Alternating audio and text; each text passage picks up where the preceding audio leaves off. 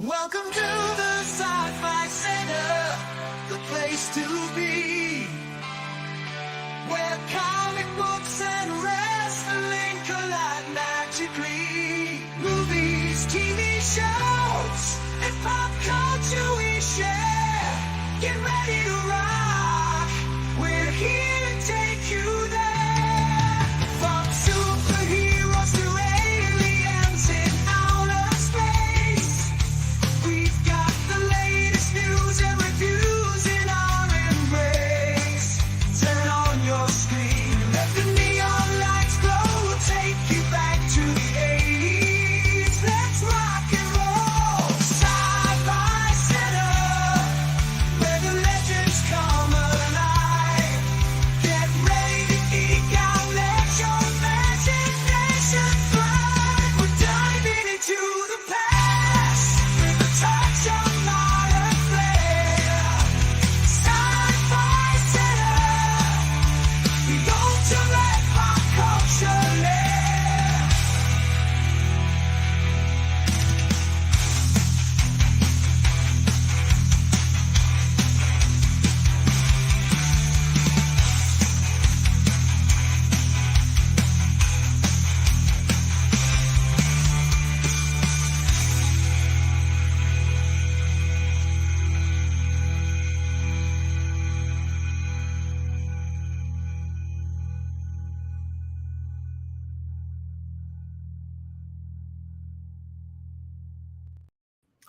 I really hope we're live right now because I don't know. We are. And I don't know what the hell is going on with StreamYard. I had the introduction going in the show, and all of a sudden Brad tells me we're not live. I'm looking at my tab; it says live, but then I'm looking at I looked at my phone. We weren't live. So something it has never allowed me to do. I refreshed the screen, and it allowed me to go ahead and jumpstart the damn stream. So if you're saying we're live, then I'm looking at my phone. Yes, we are. Every time I show up to StreamYard, something new. I'm sorry. Anyway, welcome to Wednesday. Welcome to the last 6 minutes of the 23rd anniversary of the attacks on September 11th. A lot of you were not even born when this attack took place. This attack was so impactful that there were people who were not even born when it happened that have served and died in the wars that subsequently occurred after it. That's how big this was. A lot of you, if you were alive, you would remember exactly where you were when it happened. Like I was saying before, I realized we were not live. I'm a night owl, obviously, as you can see from the times we stream. So I go to bed right around the times that this happened on the East Coast. I was listening to ESPN Radio. I'll never forget. I was listening to Mike Golick and Mike Greenberg, and they were, saying, "Hey, there's a plane that had crashed into a tower." I wasn't thinking jet airplane. I was thinking a Cessna, and I was like, "Okay, that sucks for that guy." I went to bed, and my mom, being melodramatic that she is, and being from the New York metropolitan area, had all the TVs in the house blaring for some reason. And I got up. I'm like, this woman's lost her mind. So I go up, and this was when I was still living at the house. I go up, go downstairs, and she's got all the TVs blaring on every different channel. And she's crying and bawling out, and I'm looking, and I'm like, and then I could see from upstairs that clearly that tower has been hit.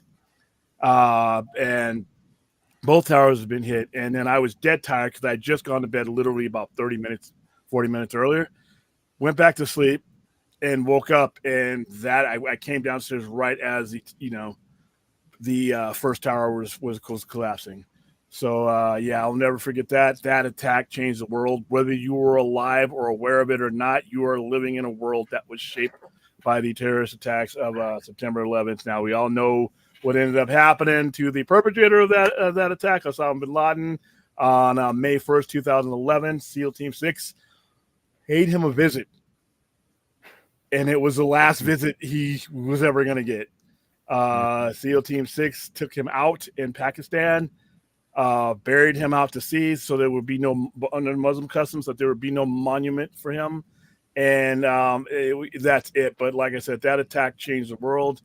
Like I said, the world you live in right now, when people say post 9/11, that's what they mean. So Nearly 3,000 Americans died that day in separate locations.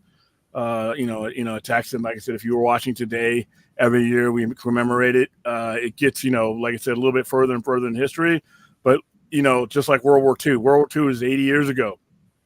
80 years ago, we are still living in the world, the global scheme that World War II created. We are still living with treaties. We're still living with alliances that World War II created. So September 11th is with us in that way in the modern era. All right, today is late night with Sci-Fi Center, and it is an open mic night. Open mic, not meaning I'm going to open up the cages and let you guys run the show, through the cave. But, there's no set topic tonight or this morning. I know there's been some news coming out. I did want to touch on one thing because I don't get to see RJ anymore. Yeah, where has he been? I haven't seen him in the chat lately. Yeah, but popping on the Saturday night shows lately. Yeah, but he did tag me in something because you guys love to tag me. Oh, by the way, Vince is going 2 months member. Awesome, man. Cool. All right, so let me put this up here. Hold on. I don't know what's going on with this damn thing tonight, but I guess I'll figure it out anyway. All right, this will most likely not be true. So before I even jump into it, I already know that it's probably either not true. I've never heard of Cosmic Marvel. No offense to Cosmic Marvel, never heard of it. And you know how I feel about rumors. But the reason why I'm going to address this is because of the question that's come up to me, no matter whether this rumor is true or not. All right, Marvel Studios X-Men reboot. Hate that word. Please stop using that word. Even if it's what you're using, the word has it's been smeared in shit. Come up with something else, please. Will reportedly not include Wolverine. I literally just read this and it's like, oh yeah, William's gonna love this. It's said that the reason is because Hugh Jackman will continue to play the character, likely even after Avengers Secret War. Okay, this is an unfounded rumor, but I'm going to address the premise of this. It's fucking stupid. And here's why. I love Hugh Jackman's Wolverine. I love all these characters for the most part. But what have I always said? Forwards, not backwards. Hugh Jackman's not going to play that character forever. The foundation of the X-Men you're building will ultimately lead. Now, I'm okay with not having him, and if they don't have him in the new X-Men movie, I don't think that's why. I think that's because if they do what Marvel has consistently done, the MCU, not Fox, if the MCU, Kevin Feige, does what he's consistently done, he is going to start the team off where the recognizable beginning of the team is. So the Avengers, that's not that's not the current lineup of the Avengers. That's not what they started with, right? They started with the founding members, with the exception of Captain America, Black Widow. They weren't there, but the core members. Captain America joined 4 issues later. Hulk left in issue number 2. So, but they gave you the basic founding members of it. Fantastic Four. They're starting you pretty much, it's a weird way, but they're starting with that's what. So if they go consistently, they're probably going to start you off with the original X-Men. Now, that's not to say that these other X-Men that will become X-Men are not around in other stories, but that could be why we gotta turn our fucking heads to the future when it comes to these franchises, or they're gonna get old and they're gonna get stale. Your nostalgia doesn't mean shit to me. Your nostalgia, my nostalgia shouldn't mean shit to you. And you know who it means even less to? Your new audience. Do it in dabs. Where it works, plug it in. It works in Deadpool. It works in certain places. But as a means to tell the foundations of what you're going to build the next 10, 15 years of, I saw that shit already. I've seen enough Wolverine, Hugh Jackman. I've seen all the Fox characters that I enjoy and love. I've seen enough of them. I don't need some brand new customer to relive my high spots. And if you need that, guess what? Disney Plus is real cheap. Some places give it away for free. So what is the fixation with the past it's not like, you know, a Snyder situation where the shit was truncated and cut short. We've got more than a plate full of all these characters. Now, I've been waiting, as somebody who lived through these characters and enjoyed these characters, I've been waiting to see how they will be framed in the universe that started in 2008. I don't need any more nostalgia to get that done. If you want to have going away stories, that's fine. If you want to do a Blade, you know, old man Blade story, that's fine. But by no fucking means should Wesley Snipes be the future of the Blade franchise. That even sounds dumb.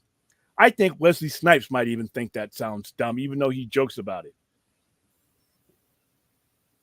it. Those movies are there. They're there for posterity. I don't need the new universe packaged up with the same old wrapping that the old one was. What's the point? I could just sit in front of Disney Plus all day. So I know that rumor's not necessarily founded, but I wanted to, you know, just, you know, because it was cool. I haven't heard from RJ in time. And I wanted to address the premise, because it's not just in that article. There are plenty of people who would not mind just sticking their heads in the hole that is the early 2000s and leaving it there.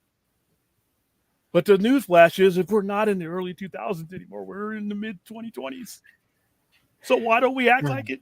You know, I think you have to kind of give, you know, a little bit of I don't know, context is the right word, but, you know, maybe a little bit of commentary on this, because this is something I was thinking about. You know, as much as I was looking forward to Hugh Jackman coming back in Deadpool Wolverine, but this was something I was thinking about. It's like, you know, maybe they do run kind of a calculated risk by doing this, is that, you know, with the idea that Logan was explicitly pushed and marketed as his retirement, as a swan song, and then the idea of, okay, even if it's not a continuation of that Wolverine, it's still him playing Wolverine again. But, you know, the thought did occur to me, it's like, you know, if this is really well received, it's like they might kind of back themselves into a corner where they feel like we have to, you know, we just can't recast the role. Again, and again, that's just offensive commentary. I'm not saying that's what their thought process is. I'm thinking, like, if this is true, I could see that being a component of that, of their thinking behind it. See, and this is the thing. The one good thing about ECU is about the Marvel Cinematic Universe is they've never been that fucking lame. They've never ever considered themselves back into anything. They tell their stories, and there are cracks of this when we were talking about Black Panther and recasting Black Panther and T'Challa. You know, that to me, the reason why that was so upsetting to me, A, it was a wrong decision, and B, that was inconsistent to the way he tells his stories. He tells the stories, and you follow along. You know it. He has proven himself as an overall architect of these things to where he doesn't need to do this. He doesn't need the nostalgia. He doesn't need to hang on the path. They've proven that they don't want it. What is the fixation on driving the car backwards? Aren't we excited isn't anybody excited for the future of Marvel Cinematic Universe?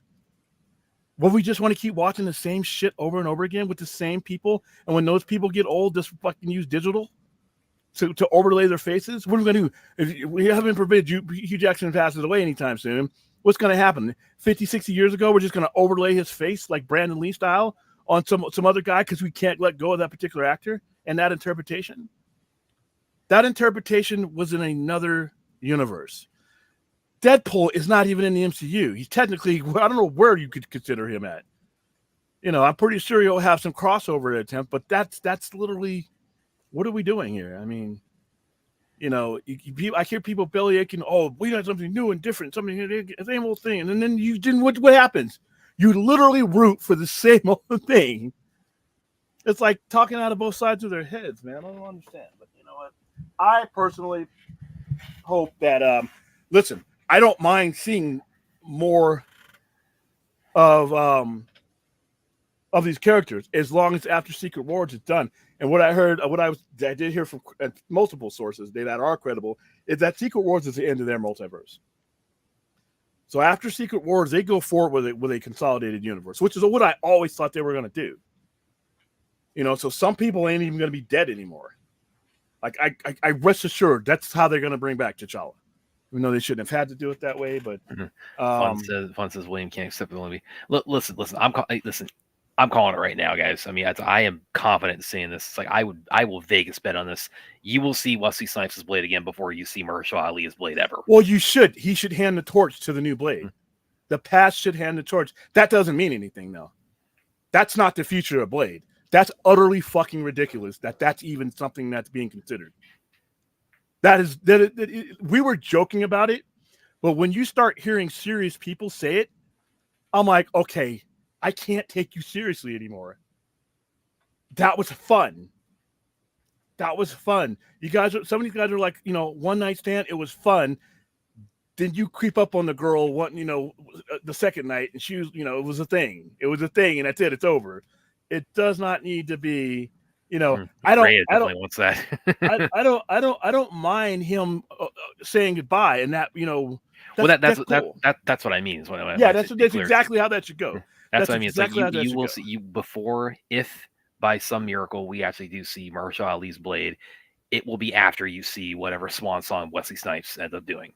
Which is fine, but that's the last time I ever should see Wesley Snipes as Blade again. It's not 1998. It's not 2003. And I think where people, we fuck these things up is we don't realize these movies and these characters had their time and their place, and they were great in that time and place. When we try to pull this shit forward is when now it starts to fall apart because it doesn't belong in this era. Not in the abundance that some people wanted in. Like I said, I would love to see Mahershala Ali, Wesley Snipes is, about to die and everything else, and he's taking on a bunch of people, and and they're fighting back to back with each other, killing the shit out of vampires. That'd be a cool. And then Wesley Snipes either gets consolidated because his universe doesn't exist anymore, or he dies right there and then, and he literally passes the torch on. That would be epic. I would cheer for that. But that's it. Like I said, I saw these movies. Most of them I enjoyed. I love the X-Men movies. There's some shitty ones. There's some bad ones. But for the most part, the X-Men Fox franchise was a success, and it led to some great stuff. It led to the environment we live in now. But I'm looking forward. Like I said, I really want to see how these characters fit into this MCU. I don't need this Fox universe anymore. I have it. Hey, Selena. Hi, Selena. And hey, Aaron. Hello, Ozzy. But yeah, let's go forward, man. Damn.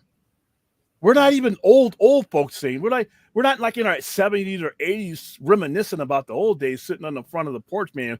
Wow, that damn so-and-so was good. You guys are still young enough to have an entire universe laid out for you, and you still were rubbernecking it to the past. So no. The whole Wolverine being after Secret Wars is a horrible idea. And this is coming from a guy who absolutely loved Hugh Jackman's portrayal of that character. I didn't think I would like Deadpool Wolverine, but he carries that movie. And that scene with him and Daphne King, when he's like, you got the wrong guy. And she's like, you were always the wrong guy until you weren't. And that whole burden that he carries with them. He with them no matter where he is because of who he is. I've seen Hugh Jackman do that enough. I'm ready to go without Wolverine for quite a while. I'm ready to see the formation of the X-Men. I'm ready to see a Magneto. I'm ready to see Inside Venora, who I really do think is going to be who brings us through, because he's going to be an existential threat that is probably going to, once they reconsolidate the timeline and mutants are in the timeline and they will have always been. That is where the Celestial is going to realize that their experiment now needs to be overseen. So I think a lot of the stuff that we thought was dead and gone is going to be reconsolidated into a lot of what we're going to see forward. Forward. The key word is forward. Not greatest hits. I don't want to see a Marvel Cinematic Universe greatest hits. All right. They're not like that band that was once cool and then half the lineup quit and now they're performing at, dive bars. No, we don't want that. I don't want that. No, for Mahershala Ali, he probably is down for. Yeah, well, and like I said, I feel bad for all involved because honestly, I don't think that Kevin Feige intentioned for a Blade movie. Be 100% honest with you, I don't think there should be one coming up. I think the character should be prominent. I think the character should be shown somewhere. I don't necessarily know, if a Blade. I never thought a Blade movie was the best idea because I didn't think the character had enough traction. But within the MCU, you could put anything in there because people are going to trust you. That's because like you earned that trust. no one even cares. Yeah, well, at this point, yeah, I mean, it's like it's well, I bet that's also. I mean, which one of them has gotten like more prominence since then? So it's kind of like an unfair comparison. But It's a kind of a, I don't want to say dumb comparison. Once again, my statement still stands. It's not 1998. Most of the fans that are clamoring for that bullshit are only doing it because they saw it in a tweet somewhere. Most of them weren't even alive when these movies came out. All right, let's be serious. And that's why fans are fans, by the way. That's why we sit behind computers and stare at screens. That's why we consume the shit, and we're not on the hook for writing the shit. So this, no, you can't let that guide you because, like I said, say it out loud to yourself, and it sounds as ridiculous as it is. Give them one shot. Like I said, you can get the internet hyped about fucking meatballs. Doesn't mean that that's what you should eat for 3 meals a day, 365 nights a week. So yeah, let's use some actual screenwriting and production and stuff to actually make these decisions, people, and not your high school yearbook and reliving the past. Selena asks, William Brad, I have a question. Thinking of sci-fi movies, which one would you choose to remake and which one would you choose to remake? Oh, that's an interesting question. By the way, I'll first. This Saturday's party, I was thinking about, well, we're at the con, but we haven't done The Matrix, have we? No, we have not. It's the 25th. It's the 25th anniversary. Actually, it was a few months ago, but they're releasing it in the theaters too. But we're gonna do The Matrix. We're gonna do the original Matrix. Alrighty, we're gonna do the one. Okay. Oh well, then I can then see it overlaps with my genre too. So. Well, no, really, it does. I mean, it's fine. Well, that's the only way I watch Kung Fu is if it's interlaced with, Not really, but it's of course I could probably read a bit from my Tiger Chen interview with him talking about training Keanu Reeves working with Wu Ping. That can't be that guy's real name. Wu Ping. Wu Ping. Yeah. No, a guy who beats people up is named Wu Ping, as in whooping somebody's ass. No, you are not the first person who's made that one-liner, man. Trust me. I know. I can't. That's why that can't be his real name. It is his real name. It's Chinese. Come on. It's like my name is William Beatdown. It's not gonna happen, dude. Nobody gets names that cool at birth. I'm sorry. No. You actually, you know what? Here's one for you. Bruce Lee's his Cantonese name was Lee Junfan. You know what that translates to? Junfan. What? It translates to famous in the foreign lands. Remember there was an actor called Rip Torn? He was in the Beastmaster. His name was Rip Torn. Yeah. And I'm like, dude, there's no way you can name that. And I think that's actually his name. Let me look that up real quick. Let me see. Is that a pseudonym or what was that? Elmore Ruel Rip Torn Jr. Okay, so that was a nickname. Oh, so he was a junior. Yeah. His dad must be proud. Or would have been proud. We're not hosting an intergalactic care here. Yeah, Rip Torn. The very first time I saw him was the Beastmaster movie. Ben in Black. Oh man, you fucking kid.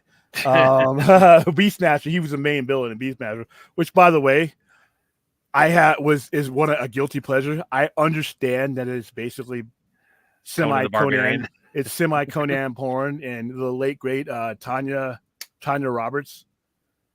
That woman, I mean. Man, she passed away too. She passed away at 70, but man, during her day, she stayed naked.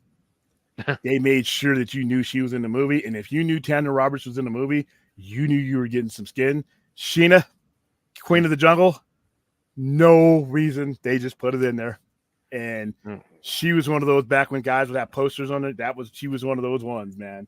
But yeah, she was in there, and it was a Conan ripoff, but it had some distinct things that the Conan did not have. And there was those bat creatures that devoured you by and then they would open up their bats and they would just be bones.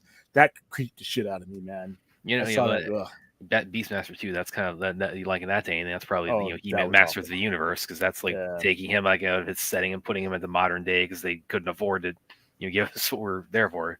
Yeah, Mark Singer. That was Mark Singer before I saw him in the V, which was we've already covered V on this channel. Selena, to answer your question, I might say is like first like remake. I might go with He-Man actually because we haven't gotten like a proper He-Man in live action. Hey, whoa, hold up! Masters of the Universe is proper. Well, yeah, but it's bad. He-Man is bad. Okay, you guys, listen. You guys that think that when they finally do this and they get everything that they need, that you're gonna get this Lawrence of Arabia, that you're gonna get this Dune, that you're gonna get this, Godfather trilogy level story. It's He-Man. It's cheesy. In order to make a proper He-Man movie, it's cheesy. Battle Cat, cringe, all of this stuff. There's a guy named Fisto as one of their characters. You just have it take place mostly in Eternia, though. You think we're gonna get that name out there, Fisto? He literally close to you. I fisted him until I couldn't fist him anymore. Enosh would play that clip on the Point Extra now all the time. I mean, it's cheesy. You can't go, M. Night Shyamalan with that. I mean, so the 1987 Masters of the Universe, that was some high-end shit for the time. Oh, the hell it was. For 1987? For 1987. No. Frank Langella, by the way, one of the all time, Yeah. Meg Foster, come on. Now, Will so Dorr bad. was stupid. Yes, it's bad, but what are you expecting? I don't expect He-Man in New York. I want him on Eternia. Okay, that wasn't the weak part of that movie. that movie had a lot of issues, but that wasn't one of them. And listen, Dolph Lundgren could have been a pretty awesome He-Man if not for... Dude, Dolph Lundgren was awesome. He looked like... They actually made him look like He-Man. Skeletor looked like Skeletor. I don't know what the fuck Wildor was. I guess Ortho wasn't available. Those kids were useless. And yeah, having it take place in New York and all that, I didn't buy it. It reminded me a little bit of Highlander too. Let's go back to Zeist. But it was... That's another one. Yeah, that's another one too, by the way. Well, I guess we are going to get that, or some... Well, we're going to get... we're getting the new Highlander, yeah. So... I still don't know if... And even that... Yeah, is it a sequel, remake? What is it? Yeah. So... what do I don't know. I don't really have any. And like far as like does it have to be good or bad? You're talking about remaking something because if it's bad, I got one.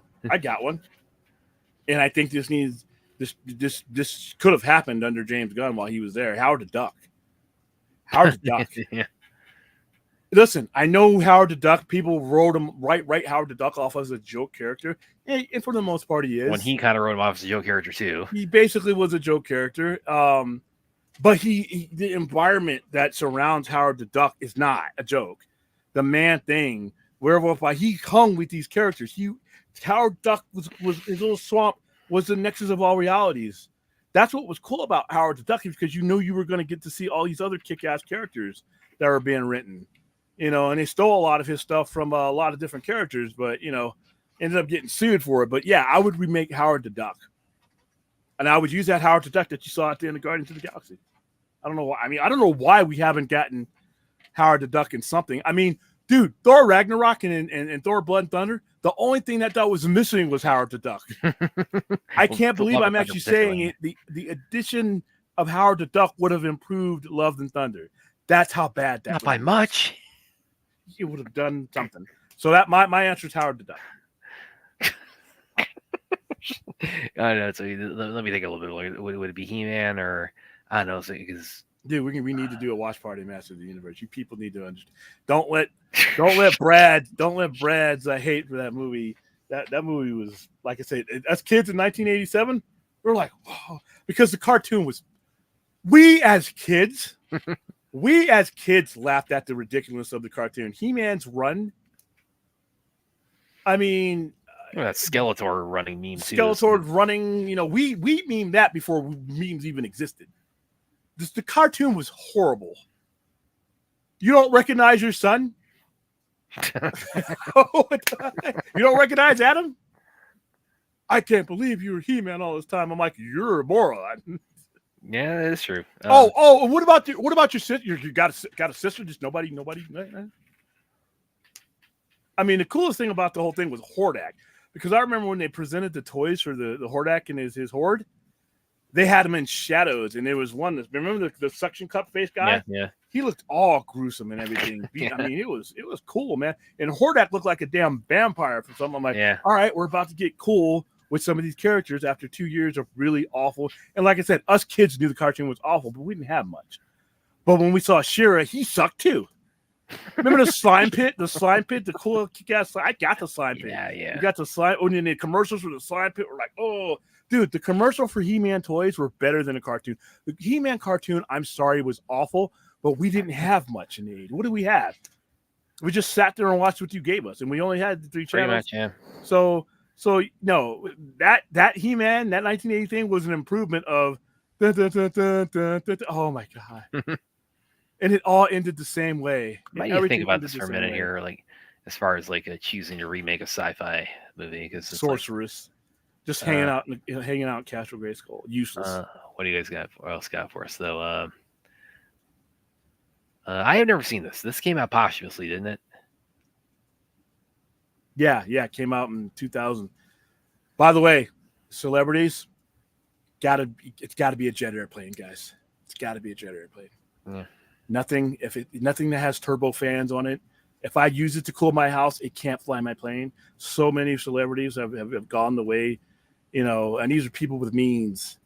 You can fly in first class. You can rent a jet. I don't care. Aaliyah, JFK Jr., John Denver, Leonard Skinner. I mean, all these guys are like, oh, damn prop planes. And the one time I've ever gotten in one of those things is because by law I had to.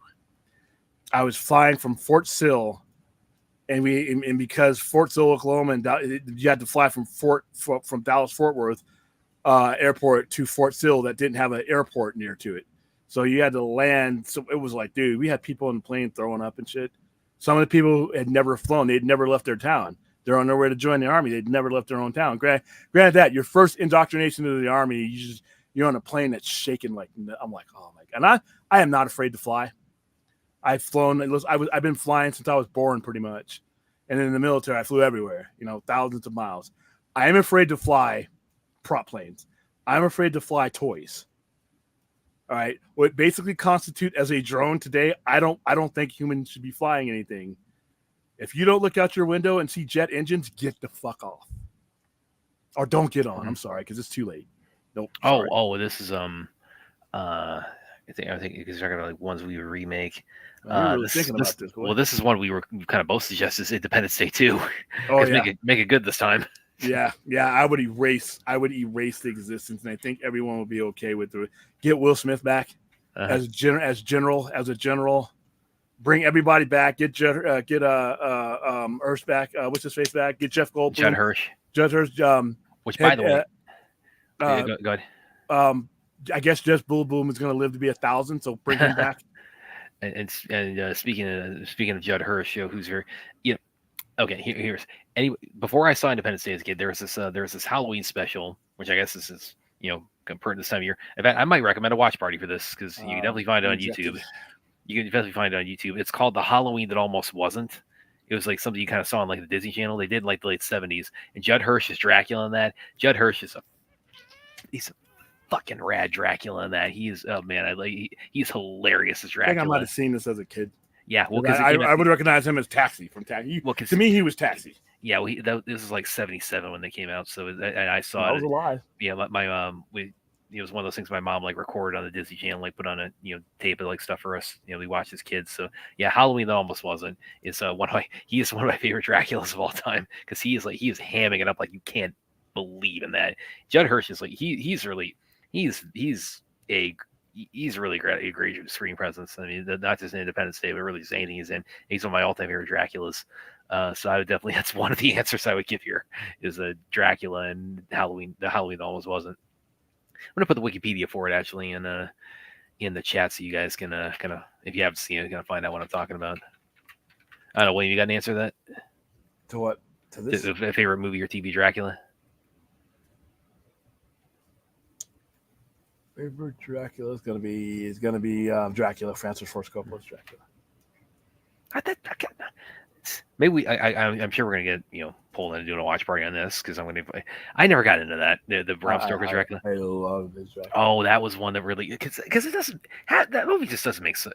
It's like the movie it's one of those things where it's like The movie is the book. I mean, if you the movie, well, yeah, is but the, it's also it's strictly it's like it's so visual, like in a literal sense. I from love going to it. book. I I love mean, like at the beginning, like when he's like okay, I renounce God, I'm gonna come back. He's like, I'm gonna come back to life and like get revenge for, and he like stabs that cross, it starts bleeding. Like, what the fuck is that? That It's is like, a why? visual It's like interpretation of. I it's a visual, love that but it's like why is the cross bleeding? It's like, because he is denouncing God. It's the I symbol. You get only that, have but 2 hours to tell a story. I get love that that they're movie. doing symbolism, but it's like they take their symbolism and make it so literal. And it's like I never got It's into a that. movie about a guy who can transform into a bat. So I'm going to give Well, him some he also transforms into a wolf in that to a version wolf too. and mist and all kinds of shit. And it's bloody as hell if you haven't seen. It's Dracula. spits when Lucy spits out that blood. Oh yeah, when she's getting And at the when cross. taking her, yeah. Boy, I'm rest assured, Kevin Feige. Thank you for the $5 support. I was going to give you Chris Claremont Jim Lee version of X-Men. I wouldn't mind that too bad. I just don't think that they're going to do that because remember the Chris Claremont Jim Lee version of X-Men, for the most part, had the original X-Men in it. All the original X-Men were part of that. So I think they'll give us that story prolonged. I really don't think if they've been consistent in this. They have been consistent in this when it comes to their top tier characters, how they presented them. Captain America is brought to you in large part how Captain America came to be. Thor, same thing. All these things are consistent with the lore, and I think Kevin Feige really wants to, because I don't think with that X-Men team, that 1991 X-Men team, that's a culmination of 35 years. I don't think they're going to try to shove 35 years of history in front of you all at once. I think they're going to build a foundation, and they're going to build, mutant kind. They're going to build the prejudice against mutants. They're going to build Professor Xavier's resonance in Magneto's, and I don't think you can do that with too much clutter. There's no reason for them to do that, by the way. They have time. This is a story that, like I said, we shouldn't see certain X-Men till further down the line. You have to establish mutant kind first within this, and it all depends on where once the universe is consolidated, where they start. But like I said, the only other example when it comes to a major team, I'm not including Guardians of the Galaxy because they're not the Avengers. The Avengers would have been your example of this, and they built the Avengers up exactly the way the Avengers are built up. And he doesn't have to do it that way, but he just has shown the propensity to do it that way. So I don't think you're going to see like a Storm automatically join the X-Men or Jubilee in the X-Men. I think a lot of people do that because they do that fan casting shit. I don't think you're going to see that. Now, does that mean that those characters won't be around? No, I think those characters will be around in different stories. I think the coming together of that particular type of X-Men and the New Mutants and all that will be told over time and will draw from characters that are, because Wanda's probably going to be alive in this universe once they consolidate it. So is Quicksilver. So you have to, you'll have to put them somewhere. But I think that starting with the original X-Men as a foundation with Charles Xavier and then getting to these characters seems to be the way he's done it before. Could be completely wrong, but I'm only going on what I've seen. So thank you for the $5, Rachel. Yeah, again, I mean, to each his own. It's like that one just never grabbed me. The one I did like from the the early '90s, probably the one that really the one that really grabbed me the most was the Mummy from '99. But yeah, but that's never mentioned because that kind of turns into an Indiana Jones movie. And then the series just goes totally Indiana Jones. Mummy Returns on. The Mummy Returns it's so bad. Return is fun. Yeah, it's bad, but it's entertaining. It's so stupid, but I love it. And Aaron and I actually kind of had a little bit of a talk about that recently, where like they're like using Okinawan Sai in like the ancient Egypt flashbacks, and yeah, it's so ridiculous, but I love it. And then even more so, the third one is it's so stupid. But it's fun too. And of course, it's got Jet Li and Michelle Yeoh, and so there's my bows. But that one from the night, like when they started like doing modern versions of the Universal monsters, the Mummy was definitely probably my favorite from that time. But also, I did really enjoy Mary Shelley's Frank, and I think I've shared the story on here how hard I had to fight to see that when I was a kid. This is a porn. Say again? It's porn, pretty much. Mary Shelley's Frankenstein. Is that, are you talking about the one where they basically are? It's about them going off to the retreat, and her coming up with the story for Frankenstein, or just the Frankenstein movie itself? Because So in the the Frankenstein, movie, the Frankenstein movie. Yeah. oh, okay, no, I never Yeah. saw that one. No, the one with Robert De Niro and Kenneth Branagh. Oh wow, how that was from like that was 94. Yeah. that sounds like a bomb. If I didn't hear about that, did that make any money? It's okay, but it's not as. That's one of those movies you do when you're Robert De Niro and Kenneth Branagh. You don't have to make the money. Yeah, because he was coming from doing Shakespeare, Branagh. So this is like his kind of first venture outside of that. Yeah, him and his wife. His wife is very powerful now. Yeah, or his ex-wife. His ex-wife. Yeah. Well, that's how they became ex-wife. Yeah, because he got a little friendly with Helena Bonham Carter when they were making that. Everybody did. Yeah. Well, I didn't realize that Tim Burton and her weren't together anymore because I don't really pay attention to a lot of that stuff. I thought he's got kids with her. Yeah. But yeah, that was kind of those ones from the 90s that really grabbed me were The Mummy and Mary Shelley's Frankenstein. Browser, again, that's like that. It's just it's so bizarre to me. It's a beautiful movie. Yeah. And Gary Oldman in it. That's one of my favorite roles of him. He is such a chameleon in that movie. And listen, everybody will agree. Listen, that's everybody. Okay. We all love Keanu Reeves. He tried his best. Yeah, he's not the high spot of that movie. Yeah. But he wasn't a very good actor at that time either. Yeah, he's massively he's massive. He's not even a good actor in Speed. He's a good action. No, he's a good action person in Speed. He's not. He really doesn't get. To be honest with you, even if you look at the movie we're going to watch this Saturday, he's not a very good actor in The Matrix anyway. He's a good action hero in that, but he's not a good actor. He doesn't become a good actor till later on. And to be honest with you, he knows his range and he stays within his range. I think he does know his range. Well, he's he's definitely broadened his range since. I think like aside from all like the gun fu and the martial arts and all that, I think his performance itself in John Wick is actually even better than he gets credit for. Yeah, and like I said, he came on late as far as like quality of roles. Yeah. But no, he's not the strong point in Bram Stoker. Yeah, like I said, listen, it's not humanly possible to not love Keanu. It's like, guys, he tried his best with the British accent. Well, we all have our bad days at the office. It was 1992. It was 1992, so it's like almost 35 years ago. Winona Ryder's great in it. Gary Oldman is great in it. Anthony Hopkins is great in it.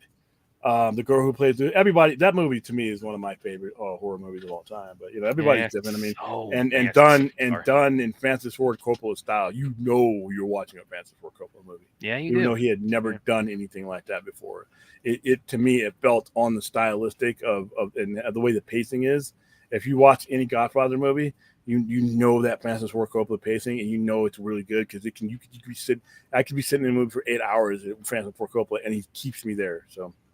Yeah, it was Aaron. Yes, Aaron. He gave it a fair crack. It's like, again, like we all have our bad days at the office. It's like Winona Ryder's accent wasn't great either, but her character was great. She played a good character. It's like we went on to much better things. Again, it's not humanly possible to not love Keanu. Okay, let's let some things slide. I mean, he's been in some movies that I really I know William not being a comedy guy, but I mean, my intro to Keanu before I saw Speed was when I finally got to see my first R-rated movie that I didn't have to fight for was I Love You to Death, and this is based on a true story. Anyone's not familiar with the story of this couple in the early '80s. You told the story before. I remember this. Her husband's running around on her. She has enough that she tries to off him like 5 times, and he's not working, and he's one of the guys they hire to do it, and he's because they've tried like 5 times at this point to kill him. He keeps surviving. So, but he's got like 2 bullets in him at this point. So they hired these 2 junkies to finish him off. they come to the house in a cab. This sounds like something I would turn the channel on. Come on, dude's only a taxi driver. Yeah, that one's really near to my. That's kind of a family classic. That one, and like I said, it's based on. Look it up. I Love You to Death. I'm not kidding. This is based on a true story. And the couple, they reconciled after 5 attempted murder attempts. They reconciled. I watched Beastmaster as a kid, but the first time I really remember him was in Men in Black, but that was 9. Yeah, you're talking about Rip Torn. Yeah, I mean that's pretty much Hmm. how I feel about the character. Aaron. They actually, I think it was either Winona or It was an Keanu. accident. They gave an interview where they said like they still to this day that they keep in contact and they still text each other as they refer to each other as husband and wife. It's just like a little kind of fun thing between friends. But yeah, it's they've kept contact. And they still kind of play around with that idea. It's like, oh hey, hi husband, hi wife. Yeah. I felt the head cold coming on. Yeah, Reyes here in Vegas. We were supposed to be on 9:30, but Oh yeah, I forgot about I got that. overwhelmed at my other gig, and it was like it was just a bad day. So Yeah. I didn't get done late. Hopefully we can have her on tomorrow. Jared Leto will do his Joker laugh at Scoto. That would be great. Yeah. I think you mean Keanu Reeves' speed. Bomb explodes. Okay, what else you guys got for us here? Yeah, I'm sorry to hear that, Vince. Well, at least you survived. Oh yeah, I remember this. Vaya con Dios. Point Break is awesome. Point Break is that was the beginning of Keanu was kicking butt on screen. And of course what and basically being overshadowed by Patrick Swayze. Yeah, well also I mean it's like if you watch the original Fast and Furious before the series completely just went nuts. You watch the original, it's so I mean it's so they don't even try to hide it. It is so transparent. It is Point Break with street racing. I mean, really, they swapped the surfing with street racing. It is like, it's an unofficial remake of Point Break, and it's like when they took that and they ran with it, and it's they're very successful with it now. But yeah, it is Point Break was unequivocally the basis for the original Fast and Furious. Oh, see, William Brad. Yeah, I don't have regard for either franchise, so I can't see it. But William Brad, your guys' honest opinion, who has the best voice of Hollywood history, James Earl Jones or Morgan Freeman? Peter Cullen. Optimus Prime. Who's the best voice? Well, I mean, we all know. I mean, there's no getting around it. It's obviously Tommy Wiseau, the best voice in Hollywood history. Yeah. Too bad nobody wants to hear him speak.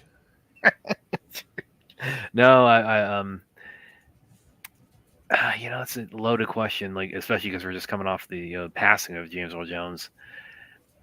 I think because they both became very heavily sought after for like voiceover and narration and stuff like that.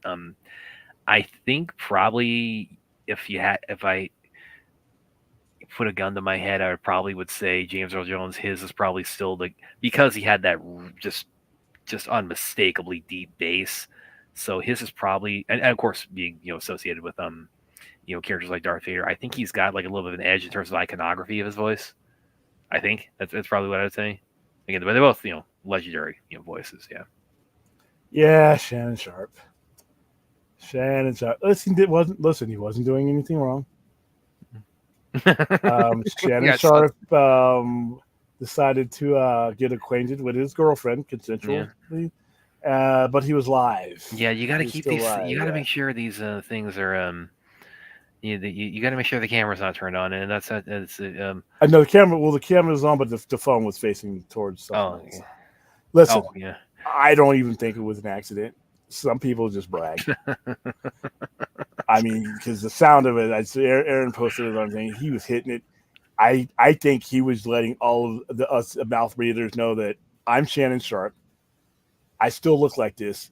I can still get the top. I can get anything woman I want to, and when I get it, this is what I'm doing. I'm doing exactly what you would expect a guy like me to do once I get this. And he's letting us all know. And guys like me are sitting there like, the guy's enjoying himself. I left my phone on. I was live. That's one way of putting it. Yeah, he's enjoying himself. Sure, buddy. He's letting off. And Shannon Sharp, given his personality, that's next time you hear him about it, like, yeah, so what? He's gonna take pride in that. Like I said, there was no visual. Yeah. There was no visual. The camera is pointed somewhere else. But you clearly hear him doing what grown people do. Oh, hi, Mark. That shit. I would be You're owning telling that me shit. apart, Lisa. Yes. Yeah. I'd The be room. showing up on my next NFL broadcast with a toothpick in my mouth. Yeah. Selena's got one for us. Quick question, guys. Alien abduction movies. You have a favorite? I personally love Close Encounters of the Third Kind. Yeah, it's definitely a classic. I think I could actually. I think Beyond Skyline. I think that does qualify because they're beaming them up into the ships. So they're putting human brains into alien soldier bodies. So Beyond Skyline is definitely one for me. Don't have one.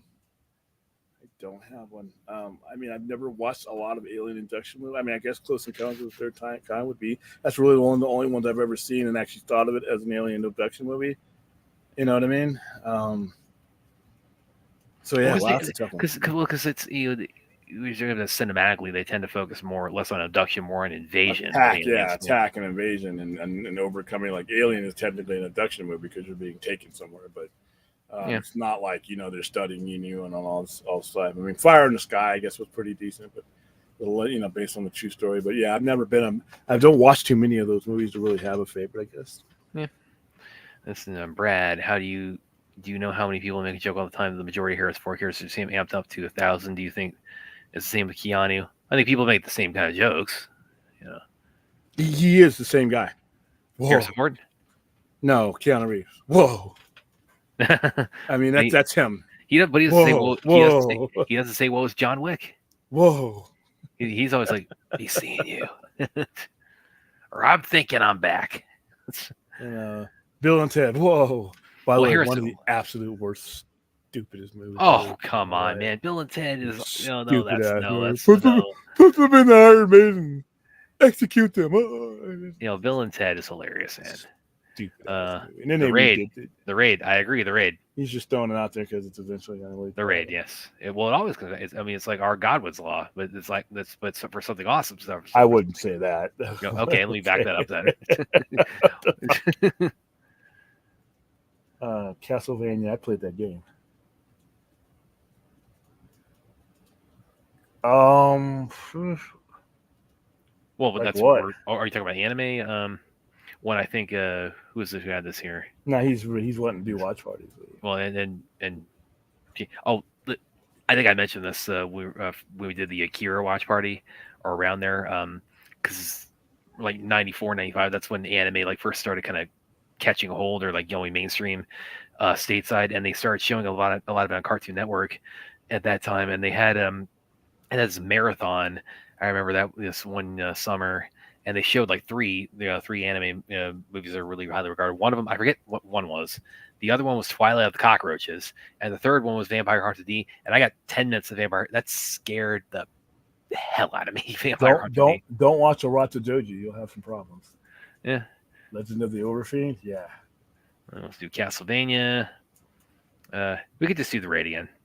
Yeah. You can never have too much of the raid. Yeah, you can. Yes, no, you can. We just proved it. Where it's like we did the Australian version of the raid over the weekend. So, if you guys had to choose a young horror movie director, who do you think would fit best with a character like Dracula or doing movies like 30 Days of Night? Who would it be? To answer your question. I mean, how do you mean by young? I think he's yeah, that might be a little bit too specific, but just like who's like really kind of regarded in horror movie circles. I think what do you mean by young though? Because young is going to be different from. I'd be interested to see like Del Toro do a version of Dracula. I wouldn't mind him doing one. I wouldn't mind Denis Villeneuve doing one. I mean, but he's 56, 57. I mean, are you talking about some of these guys don't really become known and don't get those kind of movies till they're in their late 40s, early 50s. So, yeah. What do you give me a range of young youth, Anthony? I can better answer that question for you. What do you mean directors around? Well, he's like what, like mid 40s, isn't he? Jordan Peele, I think, is as old as I am. I'm not sure. I've never looked up his age. Yeah, he's 45. Let's look him up. Okay, so yeah, and he got lucky though because he some of his stuff caught on early, like Get Out. Yeah, he was. I did not like, by the way. Really? Well, because I remember how the phenomenon around that. Yeah. My sister loved that movie, and I watched it. I'm like, and then Us. I loved Us until the last 15 minutes. You've That said movie that before. You said that fell before. It's like apart. you feel like he had kind of trouble sticking the landing on Yeah, endings. and us and Nope. Nope had the potential to be an all-time great. Yeah, I That wasn't quite as ending big on Nope as his sucked. first two. And that fucking chimp at the beginning led me to believe that when I was watching that chimp, and I'm not going to spoil it for you guys. Yeah, the chimp, the movie starts out. Well, this is not a spoiler. The chimp fucking just tearing people and he just kills this whole cast of people. Which chimps can do, by the way, if you were not aware. Chimps have the strength to do that. He fucks him up, and then right as he's coming towards the kid, they shoot him. And now I'm thinking that, okay, where's this fucking chimp? I'm waiting for the chimp to come out of that thing or whatever it was and just start tearing faces off. It ends up being kind of pointless. So yeah. But yeah, Jordan Peele. Oh, Jordan Peele. I mean, it's like he got Monkey Man out to the world, so he definitely has. That is definitely very much the plus. No. Jordan Peele's M. Night Shyamalan has stupid twists for some of his movies. That's not a Jordan Peele problem. Jordan Peele's movies tail off. He adds too much to the movie. Like for us, we didn't need that. We didn't need that last 15 minutes. I didn't need that explanation that they gave me. That was lame. That took the horror out of that movie in like one fell swoop. And Nope was just a dumb story towards the end. It had the intrigue. He led you along to a really great movie, and then once he started to explain itself, it was like a Scooby-Doo episode that went bad. I'm like, your answers to all this really suck, dude, and it hurts the movie in my opinion. I think he's one great ending away from being like his era's Alfred Hitchcock. You know, he still got time though. Like I said, 45 is relative. He's just getting going. Yeah, but what do you mean? I liked the movie till the end. I did not like the end. I thought the end, just like 10 Cloverfield. 10 Cloverfield Lane was a great film until that last 5 or 10 minutes. They really messed that movie up. No, let me go back over here. Yeah, nobody believes this. Not one person believes this. If I'm Shannon Sharp, I own that. You look at Shannon Sharp in his 50s right now. Yeah, that guy looks great. Yeah, he's there. I mean, it's like you're trying to save face when there's no face to save. Dude. Why, dude? You're a sculptured dude, an NFL Hall of Famer, a 3-time Super Bowl champion with an awesome job who attracts hot women. What's wrong with that? I heard you doing exactly what I expect you to be doing. No problems here. Oh, the chimp was an integral part of the plot. But it was stupid. It made Glenn feel that he had the ability to connect with dangerous creatures since the UFO creature. I understand that, but that's not the tone they set. That was a letdown. I understood what he was doing. It was just a letdown. It's like, come on, man. And this is just a disappointment. By the way, but an otherwise excellent movie because the characters, there's not much in Nope to work with. It's them on a horse ride. There's not a lot. It's the actors. The actors propel that movie. Oh, what's her name that plays his sister? Let me look her up real quick. She was the she stole the movie. The characters in the movie are great. I mean, but like I said, I just didn't like the way that movie unraveled. And then what ended up being the thing, and there was one scene in there where the special effects all of them were inside of it, and I'm like, okay. Yeah, Keke Palmer, yeah, she stole that shit. She ran away with that movie.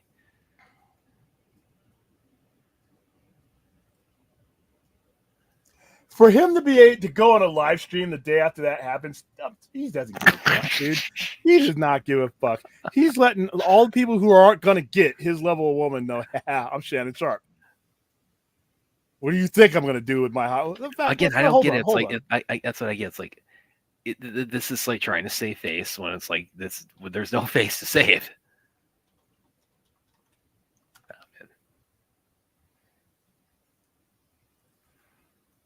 I mean, the only thing I can think of is like he thinks like it's like another form of bragging to deny it.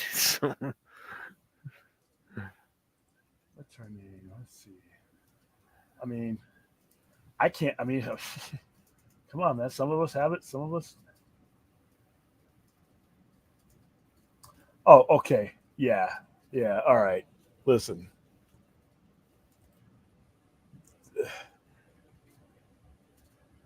I'm trying to find a good picture of her.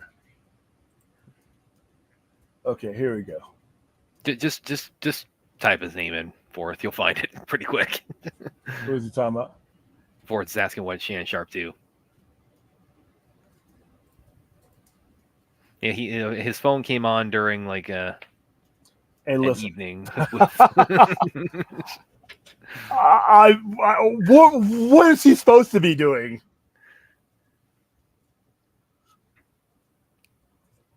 I'm like, you heard something that you know is happening.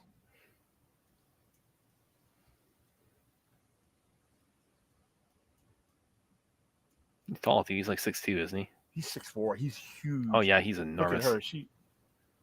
Yeah, he has to bend down there for her head to be up level with his head.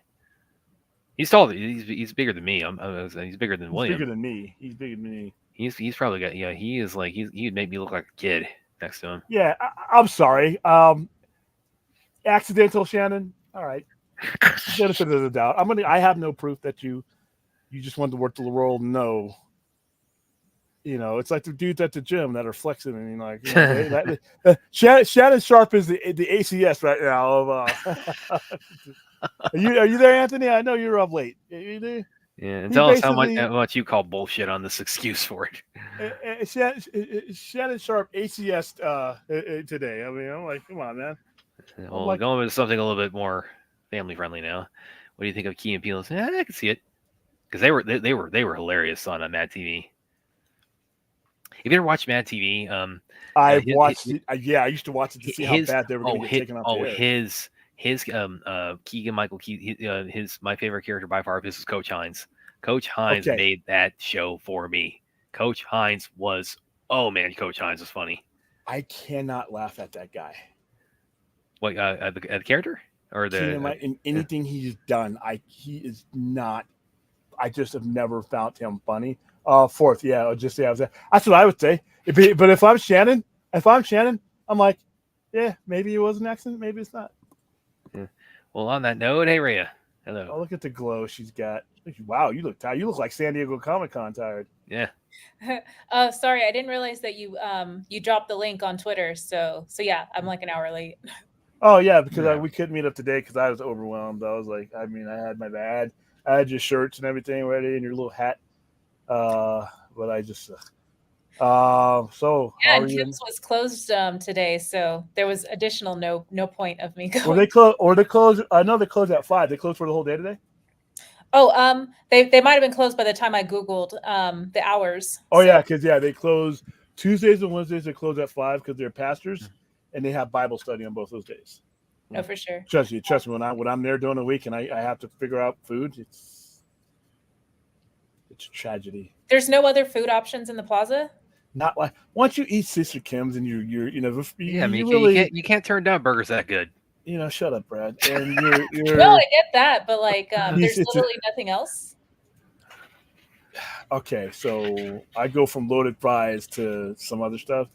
There are, you got to search, but it's a thing. It's a fixation and a disappointment in my mind once I realize that I'm not eating what I want to eat. Because Fat Choi, there's a burger, their Fat Choi burger over around one at the Eureka. It's a dive, but man, they got a burger it's expensive, more expensive than it needs to be, but it's good. That's another problem. I'm gonna give a shout out to a place that, but I'm also gonna burn them at the same time because. Okay, hold on, because this place it has some good and bad to it. Burger Den here in Vegas. I bit into your hamburger. No stupid burger jokes because I bit into your hamburger. Okay, good to know. Shut up. I bit in. I waited. It took a while for me to get the burger in there. You guys are the only 24-hour ones left. I get this burger, and its size is like it's like it's too small, but you could smell its greatness through all of that. I unwrapped the burger to realize that okay, this was deceptive. That's fucked up. A big bag, all the stuff around it, some really good fries that I got like 13. I'm sorry, not a lot. The fries were great. The burger was great, but it was gone. I inhaled that burger. How could and I commented back on them. I'm like, the food was great. There just wasn't enough of it. And once again, on the little DoorDash thing, this burger looked like I was going to have to open both of my hands and unhinge my jaw to intake it. And when I got it, it was a tragedy because it was really good. My compliments to the burger maker. But it's like teasing me. It's like it's like giving me something just to get me addicted. I'm like, if you have tasty food, give proper helpings, and that's across the board. Whatever it is you make, if people come up to you and say, "Oh, this is really good," because you know what, nobody can afford to come back. Oh, maybe they'll just keep them coming back. I'm like, your burger was kind of pricey, but it was great. See, and that's why all roads lead back to Fat Burger. All roads lead back to Fat Burger or Sister Kim's, because one of those two places, I know the burgers are going to be great, and I know they're going to be big enough to where it might be not the right decision to eat it, but that's okay. But when you get some of these places, the burgers are huge and they're not that, they're Might nasty. say they're Mondo burgers. Yeah. I mean, it I'm not, sounds like they gave you a slider. yeah. You go to some of these places where the burgers are like, it's huge and it's actually bigger than, the actual picture. And like, okay, this is great. And it's bland. Just the seasoning is all messed up. The bacon was I don't know. It's not filling, but yeah, Burger Den, you got some really, really tasty food. Listen, I'll need to go in person one time, but it needs to be this big. I'm going to show you my hand, and that's what the size of the burger needs to be, guys. I'm going to go to. I don't know if you've went to Steak and Shake, but yeah, that's where I tried out one of their shakes and their burgers, and I got this garlic butter roll burger with 2 patties, and their patties were really thin. They were like McDonald's thin, but there were 2 of them. So anyway, my point is that, like, to your point about seasoning, it was just too salty. Like, it would have been great because I love garlic, but it was like garlic butter with over seasoned, patties. So there was just, too much salt. So I don't know if you've ever experienced that. I've had some, and I like to visit mom and pop places too. The mom and pop places here in Vegas, if you go back here and tell them, hey, I loved your food. I can't listen. I'm not a puppy. You just can't throw this to me and I eat it and I go run away. And, I need food. I came to you because I was hungry and you gave me an hors d'oeuvre. I need the food. So, you know what? Like I said, this Burger Den, man, your food everyone should eat there. But if you're starving like I was that morning, you got to get 2 burgers, man. You got to get 2 burgers. It's just another restaurant that I wanted to try that I didn't get to in time. I wanted to go to Hooters. Yeah, I don't know if you've ever gone there, but yeah, it's actually like a pretty decent, all around restaurant. I saw groups of all ages in there. Yeah, it's a family place. It's a family place. I know, it gets the, Yeah, but you go, there's families there. Yeah. Yeah, there's families there. They have great wings. They have great wings. They used to have a Hooters hotel and casino up here, and the Hooters are down there. The road from me. Yeah, and the wings were good. I mean, you weren't eating, they were above Wingstop, which is like, Wingstop has good wings, but I can't pay the kind of money for Wingstop. And they give you this giant bag. By the way, it's too big. You don't need that big bag. The giant, huge bag that you could pack and leave for. And you open it up, it's another bag, and you open up that bag, and there's your wings. They're good, but once again, they're gone. They're good, but they're gone. And I'm like, with Fat Burgers, it's the only place, and Sister Kim's is the only place where not only is it good, but I'm like, I got to do this shit. I got to unbuckle the belt and lean back after. That's the way I should feel. I should not. Well, I should be in that. I don't think I ever want to move again right now. When I eat your food, all right, and I'm like looking at the bag, hoping maybe there's another burger in there I miss. That's not good. That means your food was tasty, but you didn't give me enough. And so I left that in their comment section. I was like, listen, Greiber, highly recommended. You got to give me more than that. And I'm not a pug. I need to eat. Aaron asks, is there a taco truck near the plaza? Yes, there is. And those cats want you to taste their food. They want to give you as much of their food, and they want you to go throughout the city like I've done and say, draw you a map, give you coordinates, go to this corner or desert. Now there's one on Maryland Parkway right across from the Smiths. And they've connected they got like in a little, assembly line thing, and one of them had shawarmas. For those of you who don't know what a shawarma is, remember Avengers? Yeah. At the end of Avengers, where it's that they're eating a shawarma and you get it off of if you've ever been to the Middle East, that they're everywhere. Yeah, it's kind of like a It's gyro, everywhere. isn't it? Yeah, but you peel it off and they peel it off of the thing and they make it there right in front of you. And they got shawarmas, and I'm like, dude, I didn't know I'd ever see this again. I tore that up. Do you one like guy, burrito? I've been eating a lot of burrito whenever I see a truck have it. Yeah, I want to try that out above any other. I haven't had burrito. What is that? Maybe I haven't. I don't know what the hell that is. What is it? Yeah, it's basically stewed beef, brisket, and yeah. Yes, It's stewed in its own bone broth, like for like maybe 12 plus hours. It's really good. Yeah, and they have that pot in there. Yeah, I think I've seen that. I think I've had it too because I think I sampled it. And in one of those taco trucks, if you want to taste it, he's got the samples there, and that's a mistake. That is a mistake because I start chapping that. Of course, the thing that tastes the best, you look at the price and it's like, but it's worth it though. Some of those taco trucks are super expensive, but it's worth it. Sometimes the price is worth it. And like I said, living in Mayberry now, where everything is closed, these guys have risen up and they started opening up. Like they open it right across from the Smiths because they know people are going to drive up and the Smith's going to be closing. I'll be like, oh shit, now I'm going to starve. And then you turn it around, taco trucks, and you open up the window. They make sure it's like they got a fan that blows their aroma throughout the city. And I'm like, I snipped this motherfucker out. I remember when I first found this one because I thought it was the Mexican restaurant that's right around from the center, the Pico de Gallo, right there. I saw it with them. I sniffed I got there. They're closed. I just kept sniffing. I'm like, I have to find this. Wherever this is coming from, I need to devour whatever it is. And I didn't realize I walked across the parking lot onto, and Ray, you've been there, where Maryland Parkway is. I walked far to snip that out. And I'm not a hound. I'm a human being who should not have been able to snip. They had my ass. And I walked up to there, had a back in 5 minute sign on the store. And I took something there, and they were going to be there to 2 a.m. So I doubled right back again. But yeah, those taco stands in here in Vegas, it's like in LA, there's one like every 2 feet. When I was in Inglewood, LA, there's one every 2 feet. Like they were competing. That was like gang warfare out there, man, because you'd have a dude, right? Okay, so there'd be a taco guy or making burritos right there. And then another dude would roll up and set up right across the street from him. And they would be poaching each other. They'd be like, hey, man, you like burritos? I see. Hey, come over here. I'll give you a free one. Just don't go back to him no more. I'm like, wow, dude, hey, calm down. Because it was their livelihood. Some of those guys are making like serious cash, man. I mean, so yeah. But it's taco trucks, man. You know what I should do? I should do a life in Mayberry. Vegas post-COVID. Since I can't find food anywhere, I'm gonna start visiting these taco places and then, hey, just you know what? Show me making it. Yeah, a lot of them started popping up at Savannah during COVID. We started seeing a lot of motors around here, started getting left from there.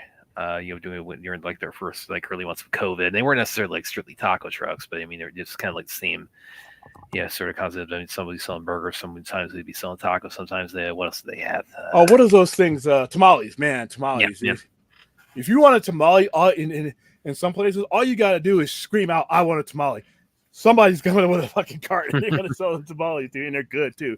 There's a lady where I used to work that she just, she would have her little tamale cart and she would roll it, and you had to get to her quick, or else she was gonna run out.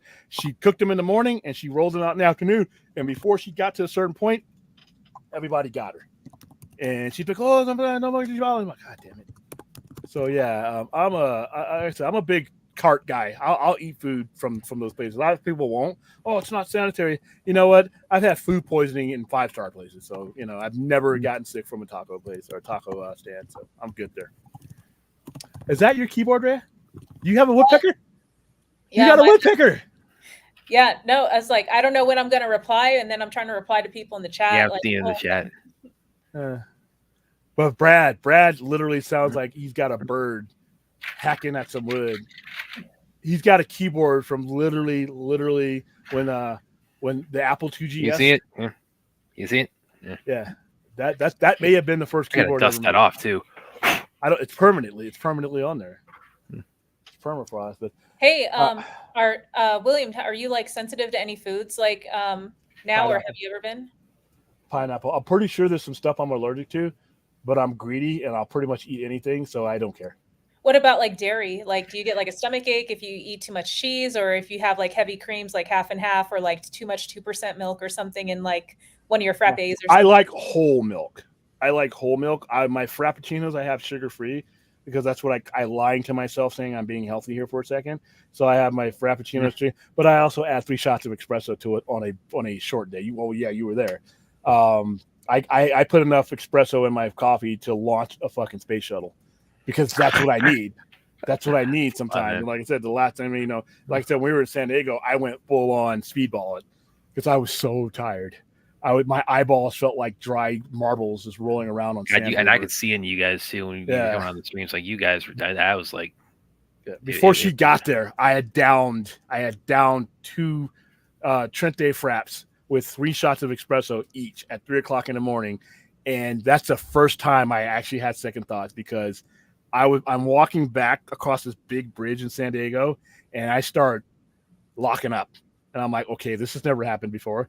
But then again, I've never been doing up all night, 3 a.m. in the morning, loading these things up. It's usually in the morning. And I had another. I think I had 2 more. I had like a 13 shots of Frappuccino on Saturday, and still, at the end of the day, I was dragging. Oh, and then the energy drinks too. I think I got you like at least 2 energy drinks. Yeah, because my back was hurting because I didn't sleep. I remember I didn't sleep. I had no sleep. I was watching Rhea on the grass, all curled up, and I'm like, oh, damn it. Like a hobbit. That's one thing I tell people whenever they when you go to like your first big convention. For me, the biggest one I've been to so far is Tampa. It's like you're running on so much combination of adrenaline, excitement, and anticipation for it. It's like your body, and especially if you're traveling. Because when I went to Tampa, we drove down there the day before, spend 3 days there, drive back the next day. So it was a 5-day trip. And I tell people from that, if you travel for a convention, of that size, your body is going to go into that. And after that, it's going to go into something called sleep dead, which basically means you get home, your body says, "Okay, you're crashing now." So yeah. And I could do it. I did it, but like I said, I was really, like I said, and I was on the phone with the hotel that day. I'm like, you realize, are you going to put me up in a new place? And no, we're taking care. And now I'm at Hall H. Going back and forth, trying to like figure out where am I going to stay, because they say, well, you can't come back there because we don't have any other rooms or anything. But it's Comic-Con, it's full, and we can't put you in that bed because obviously reasons. So they had to put me in a different one, and so I was dealing with that all day. And like I said, I'm trying to stay awake, and some of the stuff is like really, really. Not Star Trek. Some of these panels were great, and I'm like, but as the night went on, I'm like, okay, and then the Robert Downey, all that. But after we got the hell out of there, and I had to go back, get my stuff out of the old place and go back to the thing. And I'm like, I'm definitely going to stream tonight. And then when I started that stream, I'm like, oh shit, I should not have started this stream because I felt like I could see it, man. And I think that was a pretty short stream for us, wasn't it? Oh, it was very short. People were cracking dumb jokes, and I'm like, I'm trying to laugh, and fucking Fourth is looking at my pants hanging up. I'm like, dude, I wouldn't have cared if the damn hotel was burning down. Is there a bed? Is the bed not on fire? Then that's all I needed. And he's like, what's that in the background? And I have my pants because I've barely unpacked. I'm like, and I sat down. And like I said, the bed had a massage thing. They put me up in a good hotel, and they had to give me food. Aaron, I should, I should do that. I'm gonna tell you, when I open up your burger, I'm gonna do it right on the stream. I'm like, it's not big enough, man. It's not big enough. I need add a patty. I think like what I'm like still confused about like the Hall H stuff, because if there wasn't an opportunity for you to even like pick and choose, you kind of just had to sit there because we were worried about losing our spot and being able to come back, so you weren't able to go to the other panel upstairs for what was it? It was Crusader or something. It was Cape Crusader. I wanted to go to that. I couldn't because, like I said, your most important currency at Comic-Con is time. Now we're all 3 going, and I'll be down. And this opens up on the 21st. I've already started sending the emails and getting validated. I emailed Andy for the vodka stream. I want to follow the steps that he did, get how he got filled and all that. We're all going to go under the Sci-Fi Center's press. We're going to be press. and on press you can come and go and still have a spot because Okay, that's Phil good. came in at 1 and was able to get in, and Yeah, he ended up he getting a seemed- different spot, but Yeah, he seemed to have a fair amount of free reign with what he was doing there. yeah, and then you Oh, have by the way, access. William, you have of course a fan here tonight. That's fourth. Yeah, no, if you're on ticket duty, I think like my biggest thing is what accommodations. And from what the groups I've been in for Comic-Con have said, like you could book like as far ahead as you want, but then the hosts could potentially cancel. So don't book ahead too much and then just, Yeah. and don't pay attention, so Also, there are some hidden ways to get good deals in San Diego that I didn't realize until I had to have them do one for me, because it only took them an hour to find me somewhere else. And granted, it wasn't as close to where I was, but it was close enough. I mean, it was close enough, and that was available. could have That been a was late cancellation, like Yeah, and yeah, wait for those too, because those will happen. Because like I said, shit happens.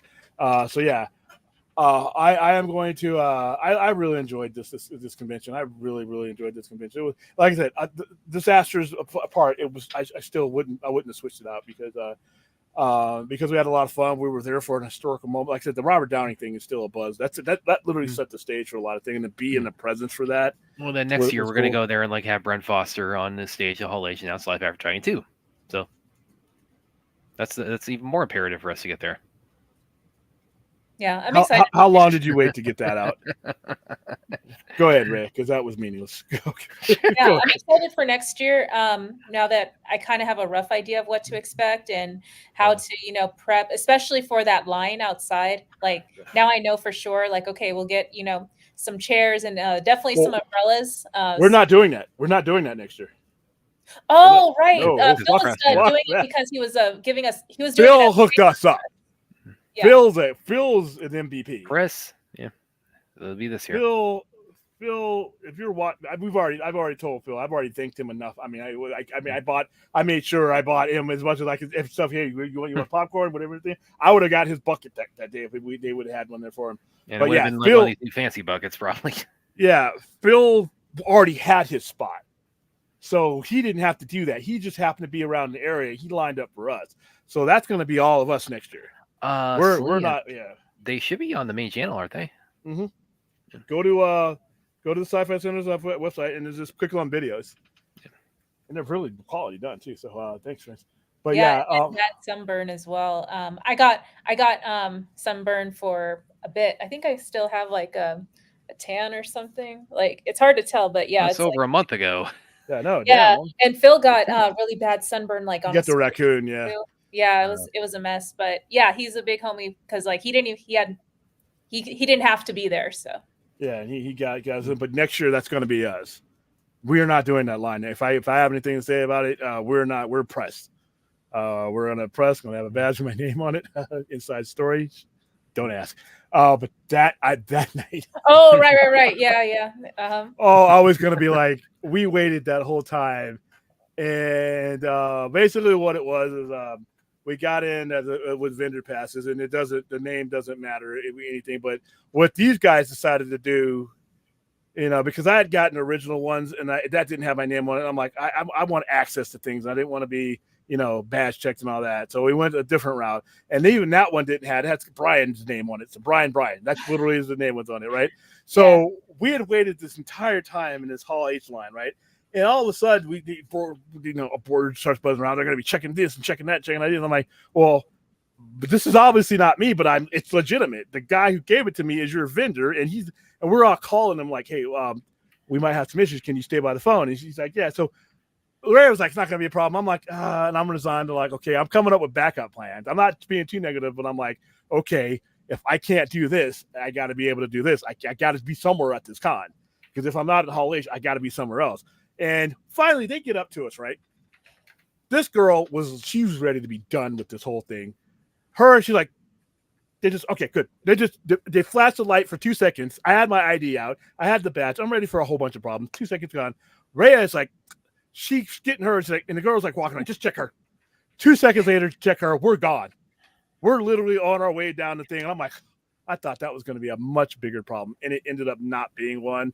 I had no issues doing the con, but this I next was year. the one who like almost didn't get a wristband. Yeah, I know. I'm like, I that was would have just been like, "Wait, ironic.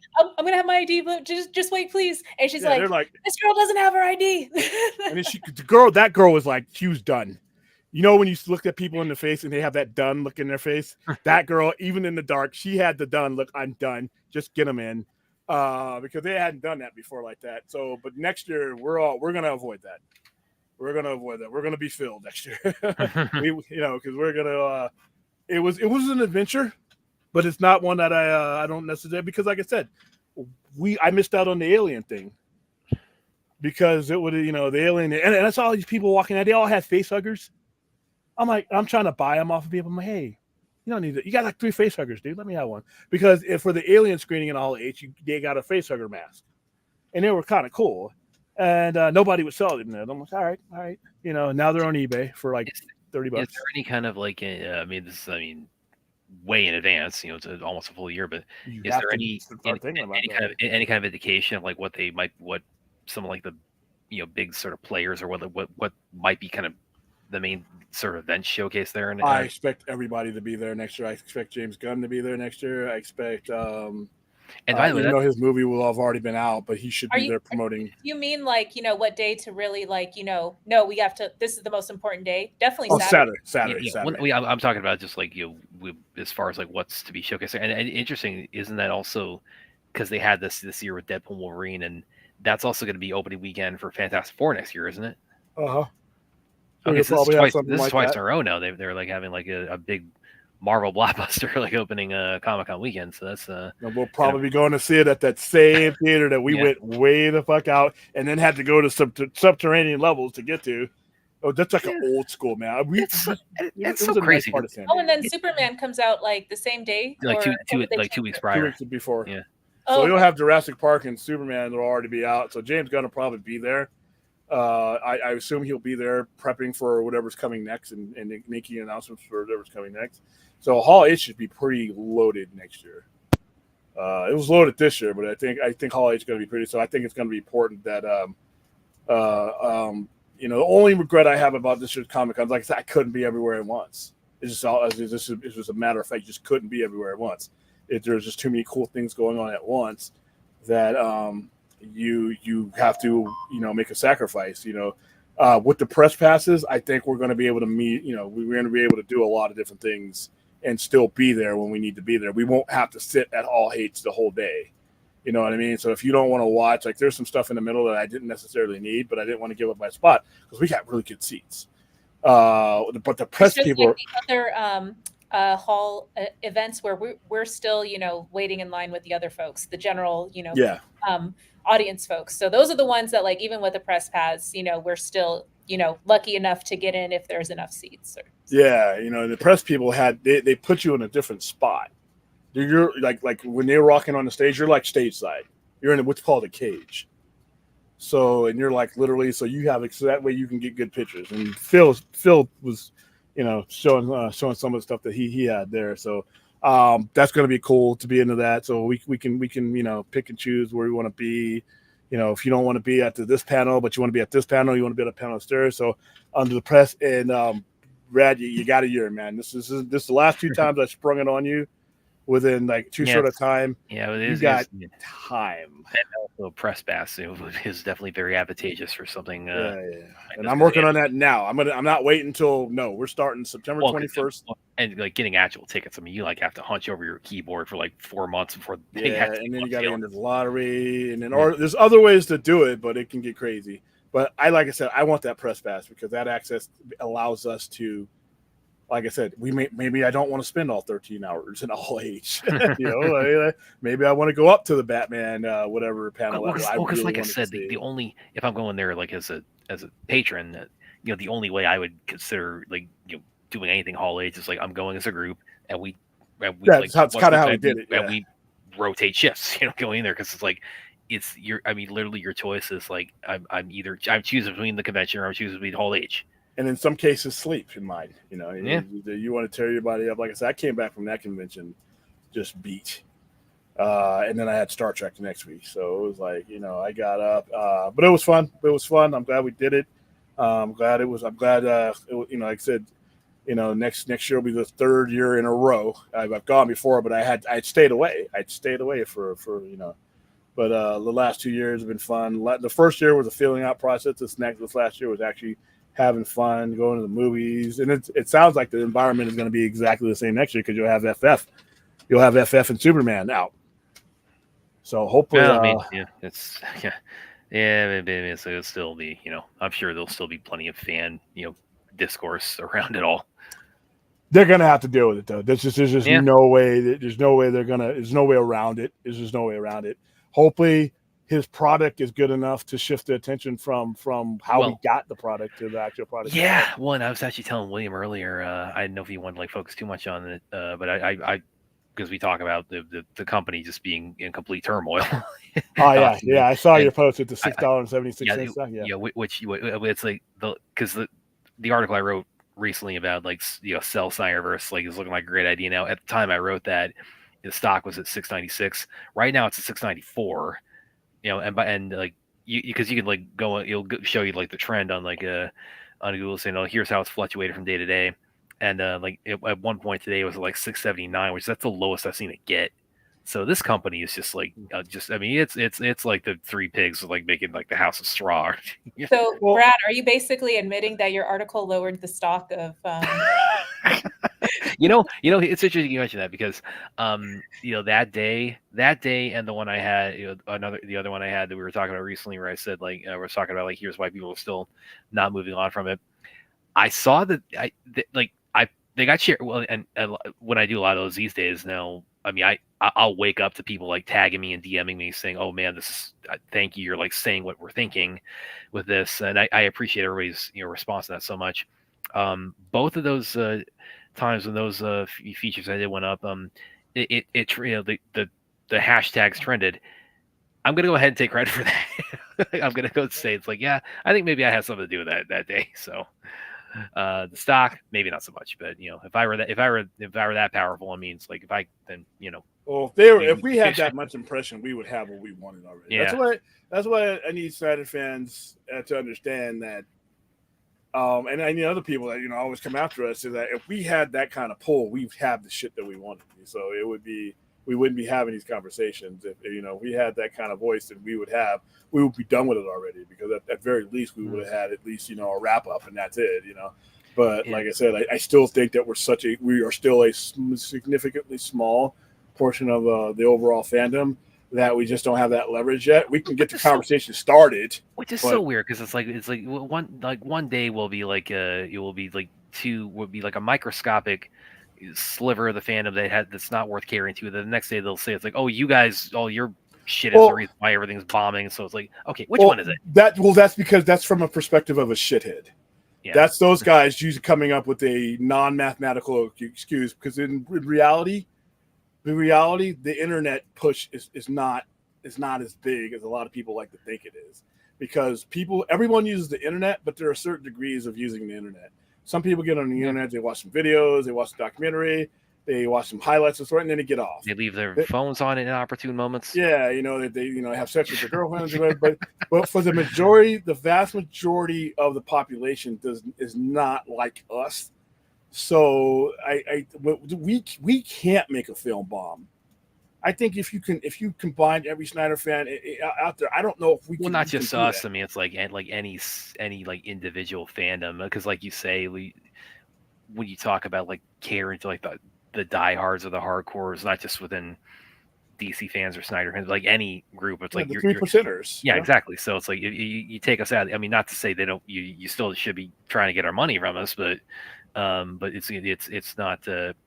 You're going after, again, the normies, the casuals. You're the loud target. You're going over the loudest guy in the room when there might be. We're the ones who proselytize your stuff. Maybe is the way to put it. So. Yeah, I mean, but for the most part, it's now we can start a conversation, and the conversation that the small percentage starts can resonate over time, but at the same time, you got to have an audience listening to it. So it's people, if Superman bombs, it's not going to be because of Snyder fans. It's Yeah. it's going to be because people just have moved on from Superman because you didn't do anything with him for at what will be 7 years at the time. By Yeah, the time well, you see Superman on that screen, it'll be 7 years since you introduced the Superman on the screen and then didn't left it open ended. It'd be different if you actually, never had. if you're going by the theatrical, Yeah, I'm, you know, I'm slate, going that would, only that on would be theatrical. that would be 8 years. Yeah, because 2017. So Actually, 7 years, 2017. Because the last time you saw him would have been Justice League. so as of next year, Yeah. it will be 8 years. 8 years. So if you had never had Man of Steel or any of those other movies, and Superman had been dormant since 06, wouldn't be that big of a deal. But you started that, and then you never resolved that. So we know that one's out there, and you have a guy in that actor who's been in other high profile things, so he keeps his name and his main role in the conversation. So thankfully, the other Superman I'm also very attached to. At least he's, I don't have to fight to see his ending. Why did you have to sully my show with some CW? No, come on, man. It's like, and listen, you were well aware that's like I'm going to be like giving like the episode updates on here once Superman Lost starts back up. And we're gonna have internet issues when that comes. I can't. Again, I always have to say I can't emphasize enough. I did not think I was going to like the show. It's like it's okay. Like Tyler's. I mean, like his tenure on the Arrowverse. It's like. Because the Kate clips, I could never get past those from the suit. That was lame. That was and his well, I mean, he was a supporting character anyway, like on Supergirl. Yeah, he was Supergirl's bitch. Is what he was. Well, that's what he was. He was a guest character. It's a crude way to put it, but it's like, I mean, it's not inaccurate. It's just the stories. To be honest with you, yeah, it didn't do a whole lot for me when he was on air, but then he got his own show. It's like, okay, I can. This is what I've been waiting to see out of his Superman, and really won me over. And yes, I played that. The clip they put out of the beginning of the battle on the moon with the character you hate. It's like I played that. Probably I was there when they showed that, and I was like, oh yeah, they showed that in Hall H. Yeah, it's fucking lame. Wow, is that an exciting brand new character? I wonder who could be. They're blasting heat vision each other. It's like why don't we put a question mark? Oh, so exciting! Superman is like being challenged. That is so boring. You've been around since 1938. It's like you have rogues gallery characters, beat right? him to death. That is. Let's do something original. Oh, wait a minute. Let's pull something out of our ass. Oh, this is like people have already pulled out of their eyebrows and knuckles. It's already come out of someone else's asses multiple times. Let's go ahead and bring this back. Woo. Yes. Aren't you excited? Hell yeah, I'm excited. It's the CW, so I guess. Well, again, but you wouldn't know it from like watching the clip because again, they really spent some money on this. Should have spent some money on some storytelling. Not only that, but I mean, it's like not just compared to the other CW DC shows, but also like really this like their whole slate. I mean, this might be. I mean, I need to see their financials to be sure about this, but I think this might be their most expensive show they've ever done. Well, yeah, unless like DC or otherwise. Wait till your channel's tanking finally to put that out. What is the box office definition of Superman bobbing? That's going to depend on them, because mathematically it could lose money. See, fans don't dictate what flops are.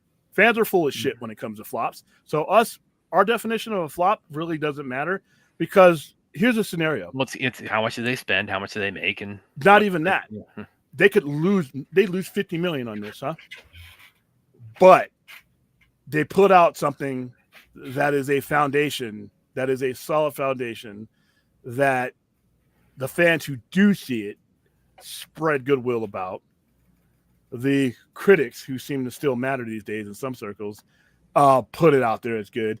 They could lose some money on this and still have a strong foundation for everything else they're going to do, and then make it up on the back end, because the definition of a flop these days really is useless because of the fact of the back end money. Well, so but when it comes to like, when fans say something is a flop, fans aren't really qualified we and I include myself in that number. We're not qualified to determine what's a flop because it's not our money. Yeah. But you don't stop counting the money until the money's being made. So I would say Superman could lose. I think it's a good chance that Superman could lose money or break even in a way that's would not seem cost effective. But everything you hear about it is great. Well, You know what let I me mean? ask you this, and I think like I brought this up maybe a few months ago. So I guess like let's say the budget is like 150 million, including marketing. In Mhm. your, I think you Oh said in no, your no, that has to not include marketing. the well, I'm thinking hypothetically. Let's say Okay. like, and that's on like the low end. That's like let's say like that's a cheap movie in a lot of people's opinion. If Yeah. it makes like, 450, 500, like in a lot of people's mind, even though it's like profitable, that's still a flop because it didn't hit that, Marvel, Yeah. 700, 800 plus. One And also, then yeah, that is, and somebody brought the whole $1 billion standard, and that is why we collectively, not anybody on the screen, but we collectively are not qualified to come up with that determination, because we are going to base it. Most people or fans are going to base what's a flop and not a flop on pure unadulterated bullshit. Whereas the dynamics that, like you said, like the 150 million and it makes 150 million. First of all, that's great.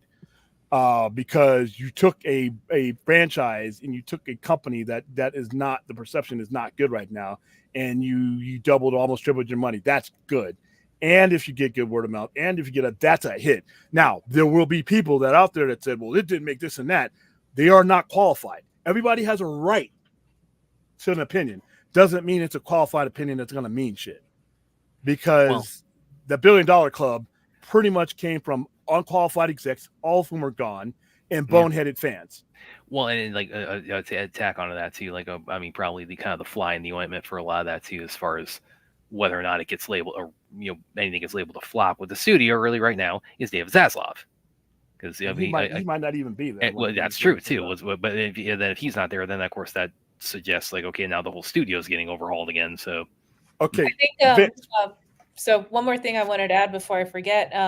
We talked about, the back end, like, oh, like, the financiers and like, the write-offs and stuff. So let's say like the budget is, to Aaron's point, 200, 250, and then like, let's say 150 of that is from Warner Brothers. And then other like, financiers are contributing like the 100 million or whatever, or like, they're relying on like the tax write-offs and stuff. So if it spends, or like 250, let's say, and it makes like 500, 600, that might optically look like a flop, but then that's actually probably like breaking even, if not like a little bit Yeah. more than that, and Yeah. that'll justify the follow-up maybe. Yeah, exactly. Like I said, the unqualified people will say it's a flop, but what is their basis of their, you know what I mean? It's like, I think that jet propulsion should work differently than the way it does. I'm a fucking moron. I don't know anything about jet, bro. That's an opinion. I have a right to my opinion about that, but it doesn't mean that my opinion means anything in regards to that topic. Vince, it's not our money. Without their money, they can't make money. Here's the thing, though. Before your money comes into play, a whole lot more money has been risked. A whole lot of, more money has been leveraged. A whole lot of careers have been put on the line. Your money comes at the end of the game. Without their money, you don't get anything to spend money on. So, yeah, I understand what you're saying, but at the same time, before we even know about a movie, someone's sitting in the office trying to get money for it, trying to justify a budget for it, trying to get, people together for it, putting their asses on the line, because if things don't go south, it might stick with you. So before your money even becomes a part of the game's almost over. Your money comes in the ninth inning. All the base hits come from innings 1 through 8. So yeah, I understand what you're saying, but the important part, if there's no movie made, then your movie, what do you watch it? What do you spend it on?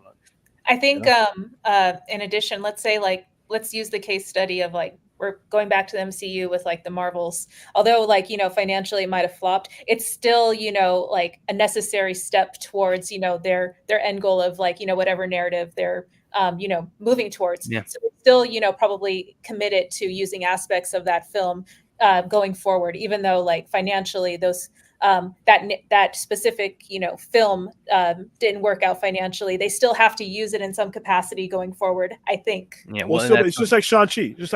Shang-Chi didn't make a lot of money, but it was part of their story. And I love, like I said last night, I love Feige's mentality. I'm going to tell my story. I'm going to put my story first. And what it makes is what it makes. I'm not going to sit around a card table with some coupons and some QR code scanning, saying, well, how do we make $1 billion? No, I'm going to tell my story. and it makes what it makes. And that's why you can put out the Marvels, he can put out Shang-Chi and still put out movies that make good money. He doesn't have to make $1 billion for every movie, even though he's made $1 billion with some movies. But there have been 30 some odd, there's been a lot of Marvel movies, and not all of them. I think 9 of them have made $1 billion. So it's not like every movie had to, and they don't set out to do that. So they could have a Marvels, and I'm pretty, Kevin Feige wasn't going under his table hiding like, oh my God, what am I going to do? Another point too that I think I mentioned, like in some capacity, was so we may not see a Marvels 2 or a Captain Marvels 2, but we're still going to see those characters, exactly, in future projects. So I think that's another misconception where like if a movie doesn't get a sequel, then it wasn't a success. I'm like, no, like they're still going to use those characters, but it doesn't have to necessarily have a sequel in order to be deemed a success. See, the box office has messed up the way fans accept storytelling. They put the box office, not Kevin Feige, not Gunn, not all of them, fans, the most unqualified people in the equation, put box office before story. Why not? I say this: let the storyteller tell his story. Let the box office will handle itself. You know what I mean? That's just me. Yeah. By the way, William, I'm for Saturday, I'm already looking at the Wikipedia for The Matrix right now, just to pull out some good trivia. Of course, my interview with Tiger will also do that.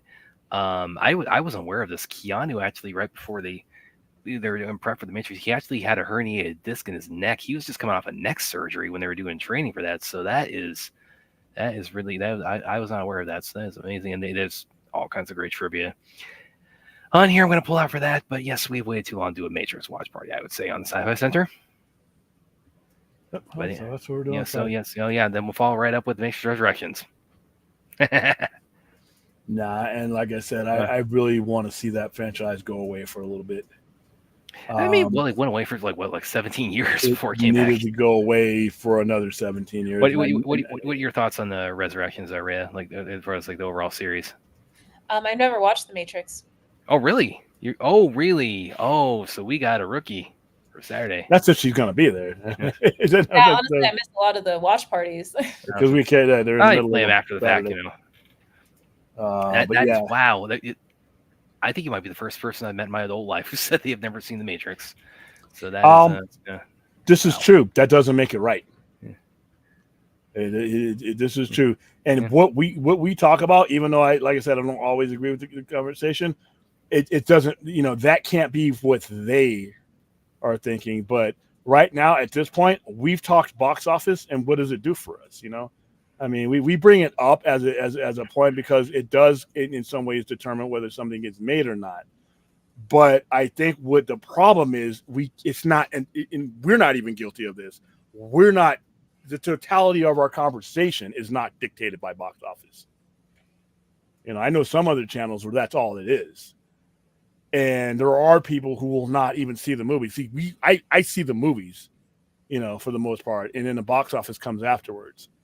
But even still, my opinion about the box office doesn't mean shit. It's not my money. It's not my risk. And my opinion about the box office doesn't mean shit for something getting made again. Because guess what? I'm getting more of the Suicide Squad, and that lost $50 million. I'm really curious how he's going to thread that needle with the idea of Creature Commandos being like in some way like a continuation of the Suicide Squad Peacemaker, even though this is supposed to be this is officially like on paper, this is a rebooted universe, but it's Carrie again. Like how is he going to sell that to? Now I think he's kind of revealed this a little bit when he talked about there is in Peacemaker season 2 there is it's going to account for here's why the show is now occupying a different reality, but still it's like, I mean, you talk about Williams, this stuff can work, as long as the storyteller or the presenter of it is able to communicate what they're doing in a coherent way. I'm just wondering when are we going to get that that really clarified, and like what form is it going to take, and is it going to take off of people for what? As far as like, okay, this is how these crumbs of it are carrying over into it, and how these players are this these elements are being retained from the preceding universe, and like Oh, how I that's don't going know. to. Because he's not really keeping aspects that I really care. I mean, the Well, he's Peacemaker not keeping dude- he's not keeping aspects. I think that's the thing. It's like he's Yeah. not. I mean, subjectively speaking, but even with that said, it's like he's not keeping aspects I think were like the most popular things about the franchise. So, yeah. Well, he doesn't deem him to be popular. I mean, I can't expect him to carry someone else's load. That's not fair to him. That's just bad management beyond him. Fourth, Alien Covenant. Alien Covenant. Here's the problem with Alien Covenant, and this is, remember how I say fans aren't necessarily qualified to dictate. There are some executives that aren't. Because Alien Covenant did money. The movie now that everybody's saying is the greatest Alien movie since they invented the engine still hasn't surpassed a movie that supposedly is supposed to be hated. So we really don't know what we're talking about half the time. I think another part too that that oftentimes gets reported on, but then we kind of move past it for whatever reason in the news cycle, is whatever's going on in the studio as far as like leadership shifts and like acquisitions and other like funding delays and things like that. That could also determine if a follow-up is made, and then Yeah. much time passes that the pre-production script or whatever gets kind of shelved for a minute, and then other things take priority. So there are other things that outside of the just like the initial success of a movie, there's also like that infrastructure, the bureaucracy that sometimes like it's so ambiguous because like we're not in it, but yeah, like acknowledging it, like that it exists is important too, I think. Yeah, I mean, when we talk box office, it's part of the reality, but it's not even I've said before, it's not the dominant reason something gets made or not. I mean, but like I said, whether we talk about it or not doesn't mean that the main decision makers who are qualified should even ever take out their earbuds to hear our voice.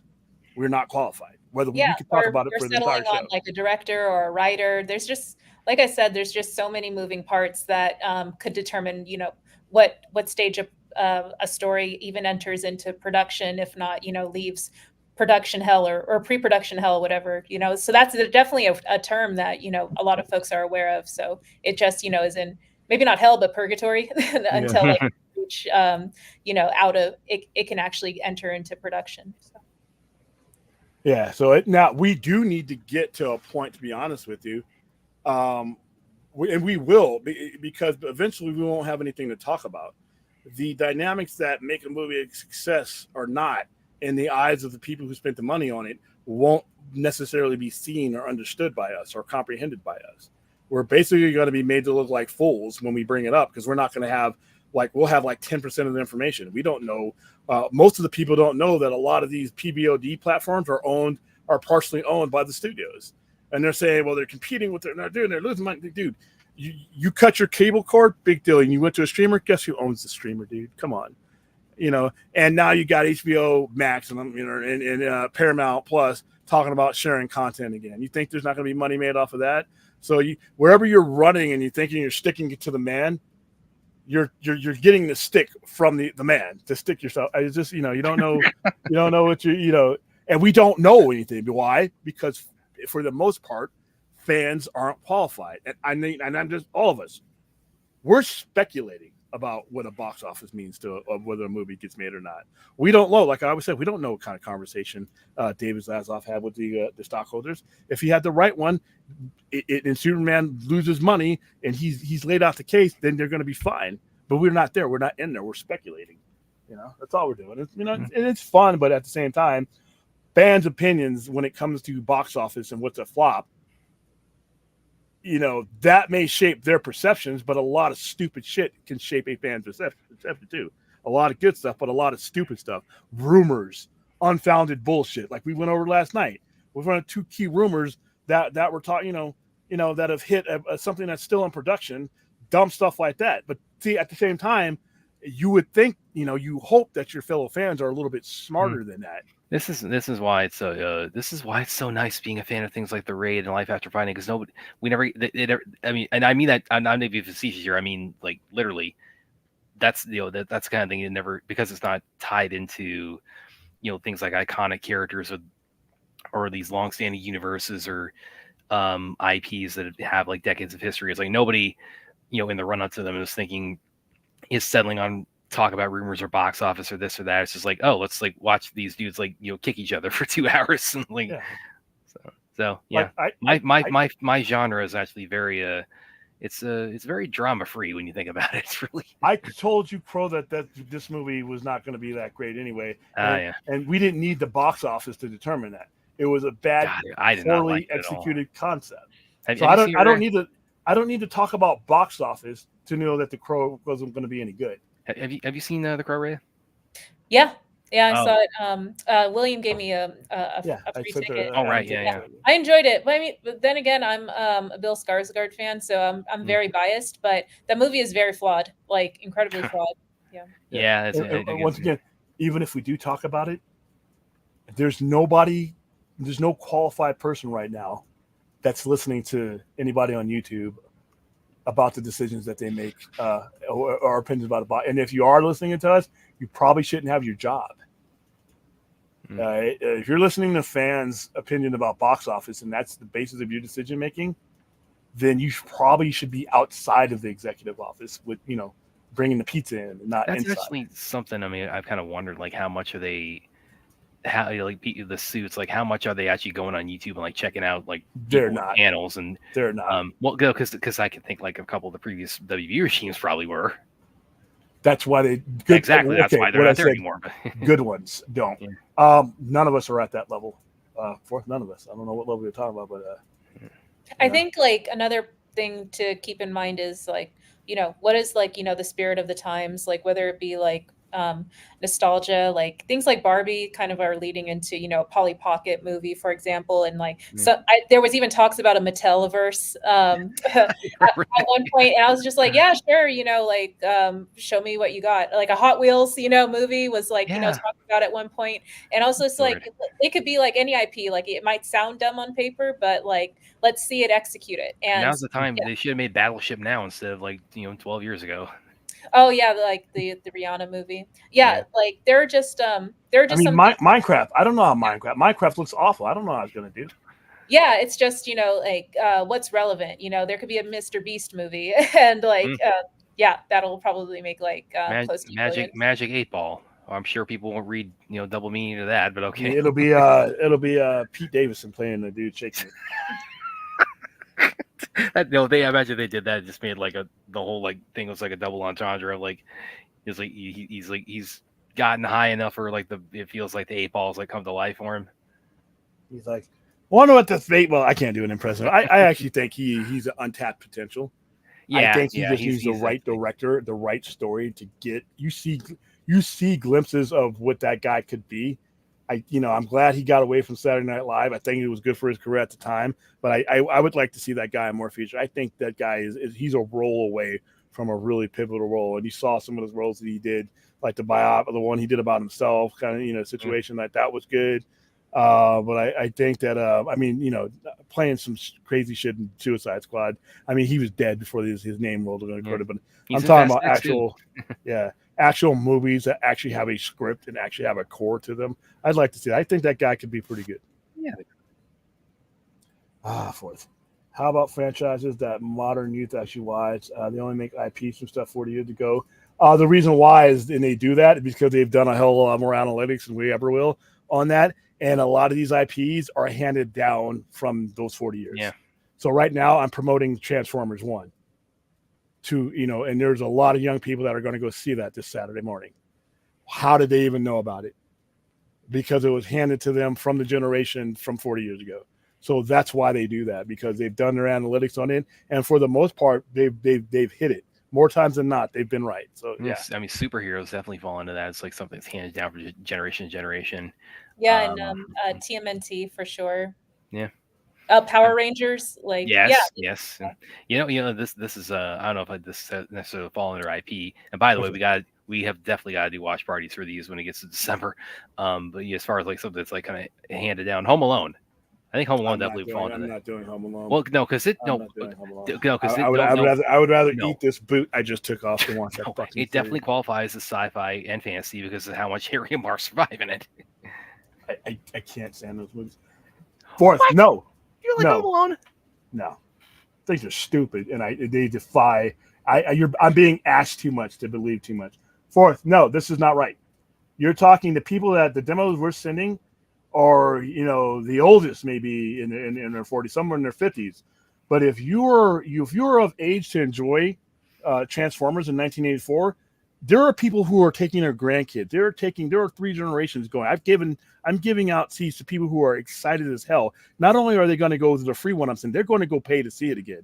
Their grandpa, because if they're in their mid 50s, if they came up with it, they may have grandkids. Some of them, a lot of them have grandkids. So you're talking, from 55 all the way down to one of the youngest person I'm sending is 7. So that's why they do that. When you have something that's generational, like a Barbie or Transformers, you that's why the franchises work. And then when you have something like that's been handed down, my dad handed Star Trek to me, and so on and so on. So no, it's fine. It doesn't work for everything, but I could see why they do it.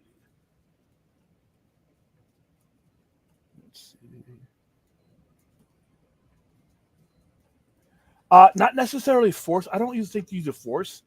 I think it's introducing it to them. I mean, a kid's not going to take what he doesn't like. There's a lot of stuff, like I said, a lot of stuff that's out there right now. There are kids who are like Mario that weren't even remotely alive when their parents weren't alive when Mario first hit our screen. And look at how much that last one did. Why? Because dad took the son and the son took his son. With Mario and Donkey Kong and all that shit, that's 45 years of a generation right there. Why wouldn't you hit that? Barbie's got 60.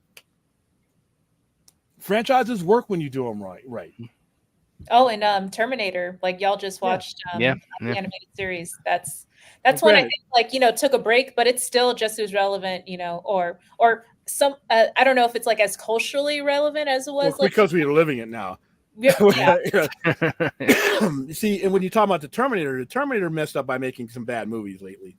But if two good Terminator movies, you'll be fine. Predator's going to be the same thing. Oh yeah. If 1987, you are literally on the cusp of probably having a grown-ass kid who's about to have a kid of his own. You think that dad's not going to follow dad and dad's not going to follow grandpa? That's the influence that we have on our family. I was in high school when I first saw the first Predator. I was in junior high when it first came out. And that wasn't My dad took me to the first Star Trek movie I saw. Oh, here's another one that's a hand-me-down. Now maybe it's kind of fallen some hard times. But all they have to do is incorporate my theory to roar about life's Mad Max. That's another thing. I mean, those character-based horror films like Halloween, and Chucky, exactly. Yeah. You're talking 30, 40 years franchise. Jason. It's interesting you say that, Rhea, because when now the movies weren't all good. But I remember when Halloween Ends coming out. It was coming out about 2 years ago now. I was talking with Ashley about it, and we used to joke around. It's like the title would say Halloween, the Halloween Ends at the end, and we would just joke around. She would say, "No, it doesn't." That should, but they could have put that at the end, like in parentheses, like, "No, it doesn't." It's about 2 a.m. here, Buster. Like, another UK person, yay! It didn't make a lot of money. No, it didn't make a lot of money, but that not really. Matt, even Fury Road didn't make a lot of money. Fury Road, it did okay, but they did like a. Yeah. It didn't. Be honest with you, and this is where executives got to make better decisions. This is where they have to take the box office information. Fuck fans. They have to look at the box office and be like, okay, this isn't sustainable. Which sucks because Furiosa, man, I really like Furiosa. There's a lot of movies I like that should have never been made. I feel like another part of it too is like with WB, for example, they probably are like, all right, what do we got in this dusty closet? Oh wait, we have. Well, that's definitely how to ask about things.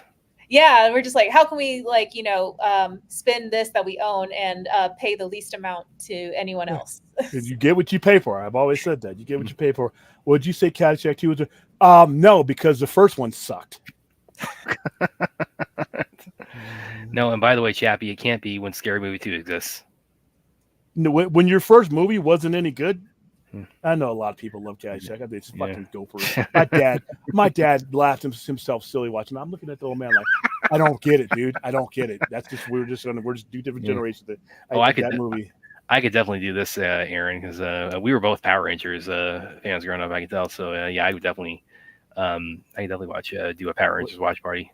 Jason David Frank. Yeah, I mean, again that night, I still remember that night. That was like over Thanksgiving weekend we that did a year. stream. We did a Yeah, stream. that was before we hooked up. And Yeah. I mean, it was like after midnight when like it started kind of percolating on Twitter, like, oh, there's this rumor that Jason David Frank is, and I was just that night.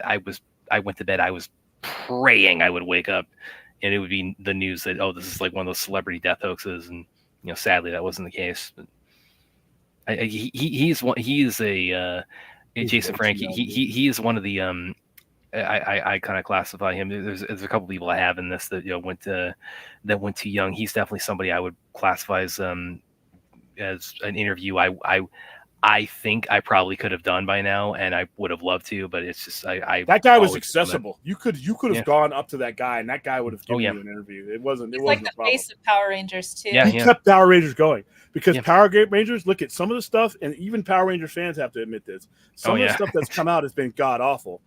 Jason Frank kept single-handedly while other people moved on to other things. That guy kept that thing going, and it meant something to him. And then, like I said, when I was so shocked, I didn't know what he was going through.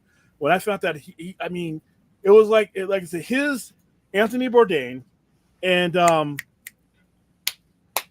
Soundgarden, Chris Cornell.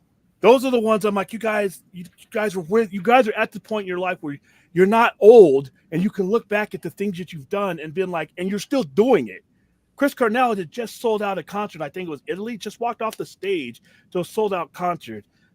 Jason David Frank was making a movie. He was doing everything. Anthony Bourdain had a hit show that was literally still being made.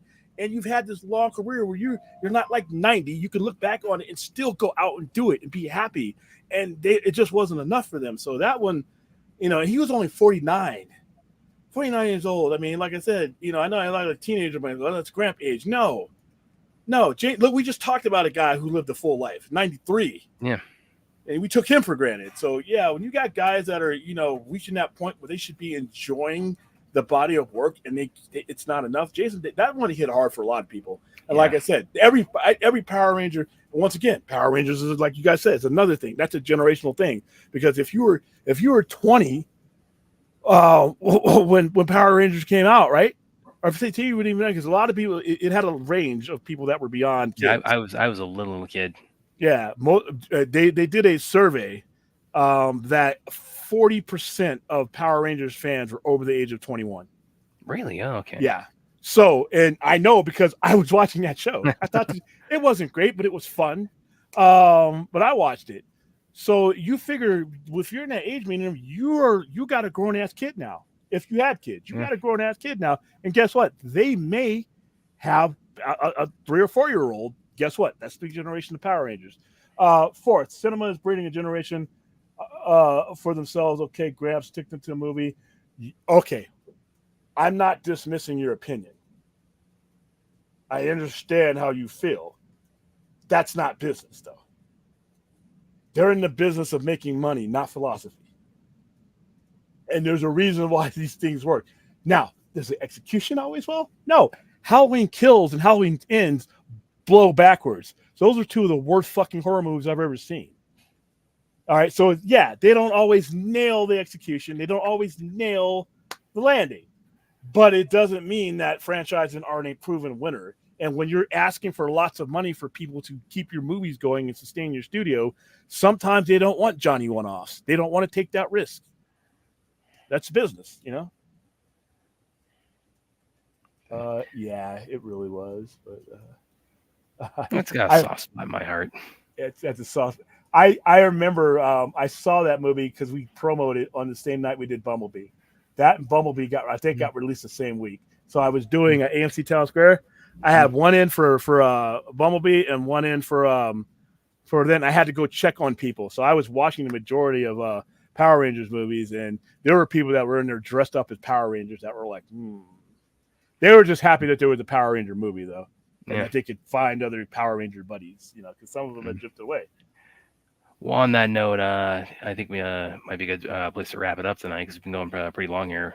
Nah, we're going for another two. No, I'm just kidding. Yeah, she passed away. She passed away. Yeah, she died in a car accident back in 01. And she was only like 28.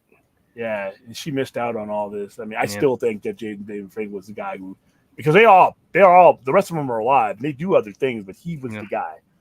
Every convention, it didn't matter what fucking convention it Yeah. was. Toledo, it doesn't matter how big your convention was. I could always see these things screaming across my timeline. The Green Ranger is coming, and it would be the Green Ranger and the White Ranger. He's coming to your. I remember the day that they revealed him as a White Ranger. We didn't have that the episode? internet. No, Man. yeah. We didn't have the internet. Everybody I know was talking. Oh man, the anticipate. We're just sitting on pins and needles, like waiting for him to take that helmet off. And then I'm when like, we saw, You guys, come on now. You know who this is. You know who else is it gonna be? And I'm like, because I had ordered, because I was working at Walmart at the time, and I had put aside the White Ranger because it was out. We had it in the storeroom before it came out because they were about to air the episode. And I'm like, I'm gonna get some of these now because I know who it is, and I'm gonna get some more of the Green Ranger because that's gonna go up. And I put them in the store. But yeah, I'm like, who do you think it is? and everybody, but it was kind of cool to see him take his mask off. And the White Ranger was cool figure. I still got the White Ranger. I was a little kid, so the surprise I felt was and we didn't have the internet. But even without the internet, I'm like, okay, the most popular character on there just lost his powers. We got this new Power Ranger showing up. Yeah, he was literally by far out of all the Rangers. Oh hell yeah! He came in late. Came in. Green Ranger came in late in his Dragon Zord. He was the only one that really didn't have a real, he's a dragon, mythical creature.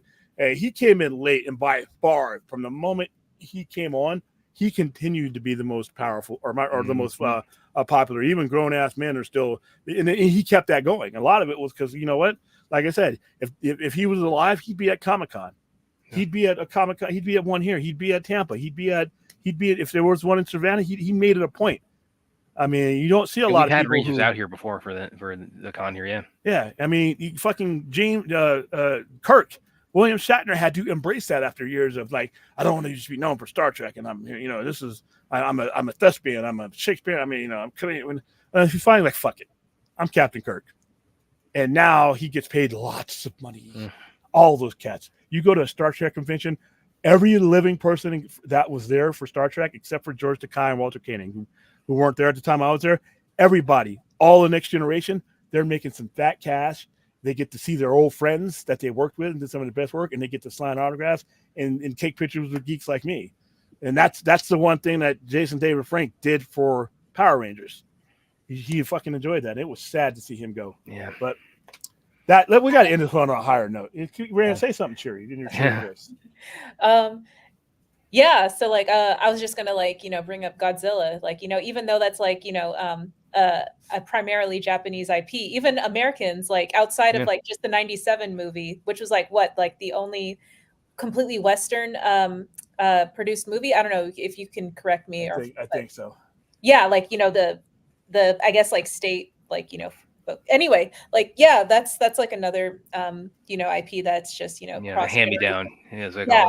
Oh man, my dad. Even though it's primarily Japan based. My grandfather handed that to my dad. My dad handed it to me. It's franchises work. There's something to say about recognition. People and the consumer wants to spend money on things that have been tested. Nothing wrong with that. Yeah. All right. Yeah. Now that's where we want to leave it off. That last thing was depressing. Yeah. All right. I don't know what's so happy it's Thursday tomorrow night. I don't know. I'm really tired. I might take tomorrow night off. I might let Brad run the show just without me. Oh fuck no, never mind. You mean later tonight? Yeah, that tends to happen with us. Oh, all right. Well, we had a special guest. Rhea was here. She's in Vegas. Always a pleasure. To meet with her. She's not wearing her cat ears, so I didn't recognize her. Hey, I got a cat on my shirt. It's Pusheen, and they're a DJ. Look how cute. Did you bring the bucket hat with you? Oh, I do have one. Hold on. It's my favorite thing, the cat ears with the bucket hat. I got a woven bucket hat. It protected me from the Vegas sun, kind of. Yeah. Here's the hat for you. There you go. I think she's tired. I gotta wear a hat on here sometime. It's 2 a.m. I'm tired and I'm wearing a hat. On the internet right now. All right. We'll see you sometime over the Matrix is on Saturday. I might do a Friday the 13th watch party on this Friday. Of Friday the okay, yeah, I can see. Oh, where you're going there. clever! I see what you might did there. I might show my favorite one, even though we don't have 3D glasses. Part 3, that is the best Friday the 13th movie. After that, 4 is okay. Once they started getting into 5 and 6, and once it went to space, it was over. The remakes, I don't even acknowledge their existence. That's just sacrilege. But yeah, Friday, I think we might do a late night watch party on Friday night. So clear the schedule, especially for those of you in the AK. All right, thanks for everybody around the world. We got viewers everywhere. We got viewers in Pakistan. We got viewers in I think somewhere in China. I can't be in my mainland because I think they monitor the internet. But if you are watching this from China, please don't risk your freedom over watching me. I know we got viewers in Tokyo where I want to go. I desperately want to go to Tokyo. But Pakistan is the one that really. That's the one I want. If you're watching from Pakistan, I need to know. Come on, Yeah, let us know. Yes. Yeah, because that's really cool. So all right, guys, I will see you tomorrow. Goodbye. Try. You know what, dude? Right. Say bye. She left. Damn it. Oh well. I guess we're stuck with you wrapping up the show with that non-word. Try. Whatever.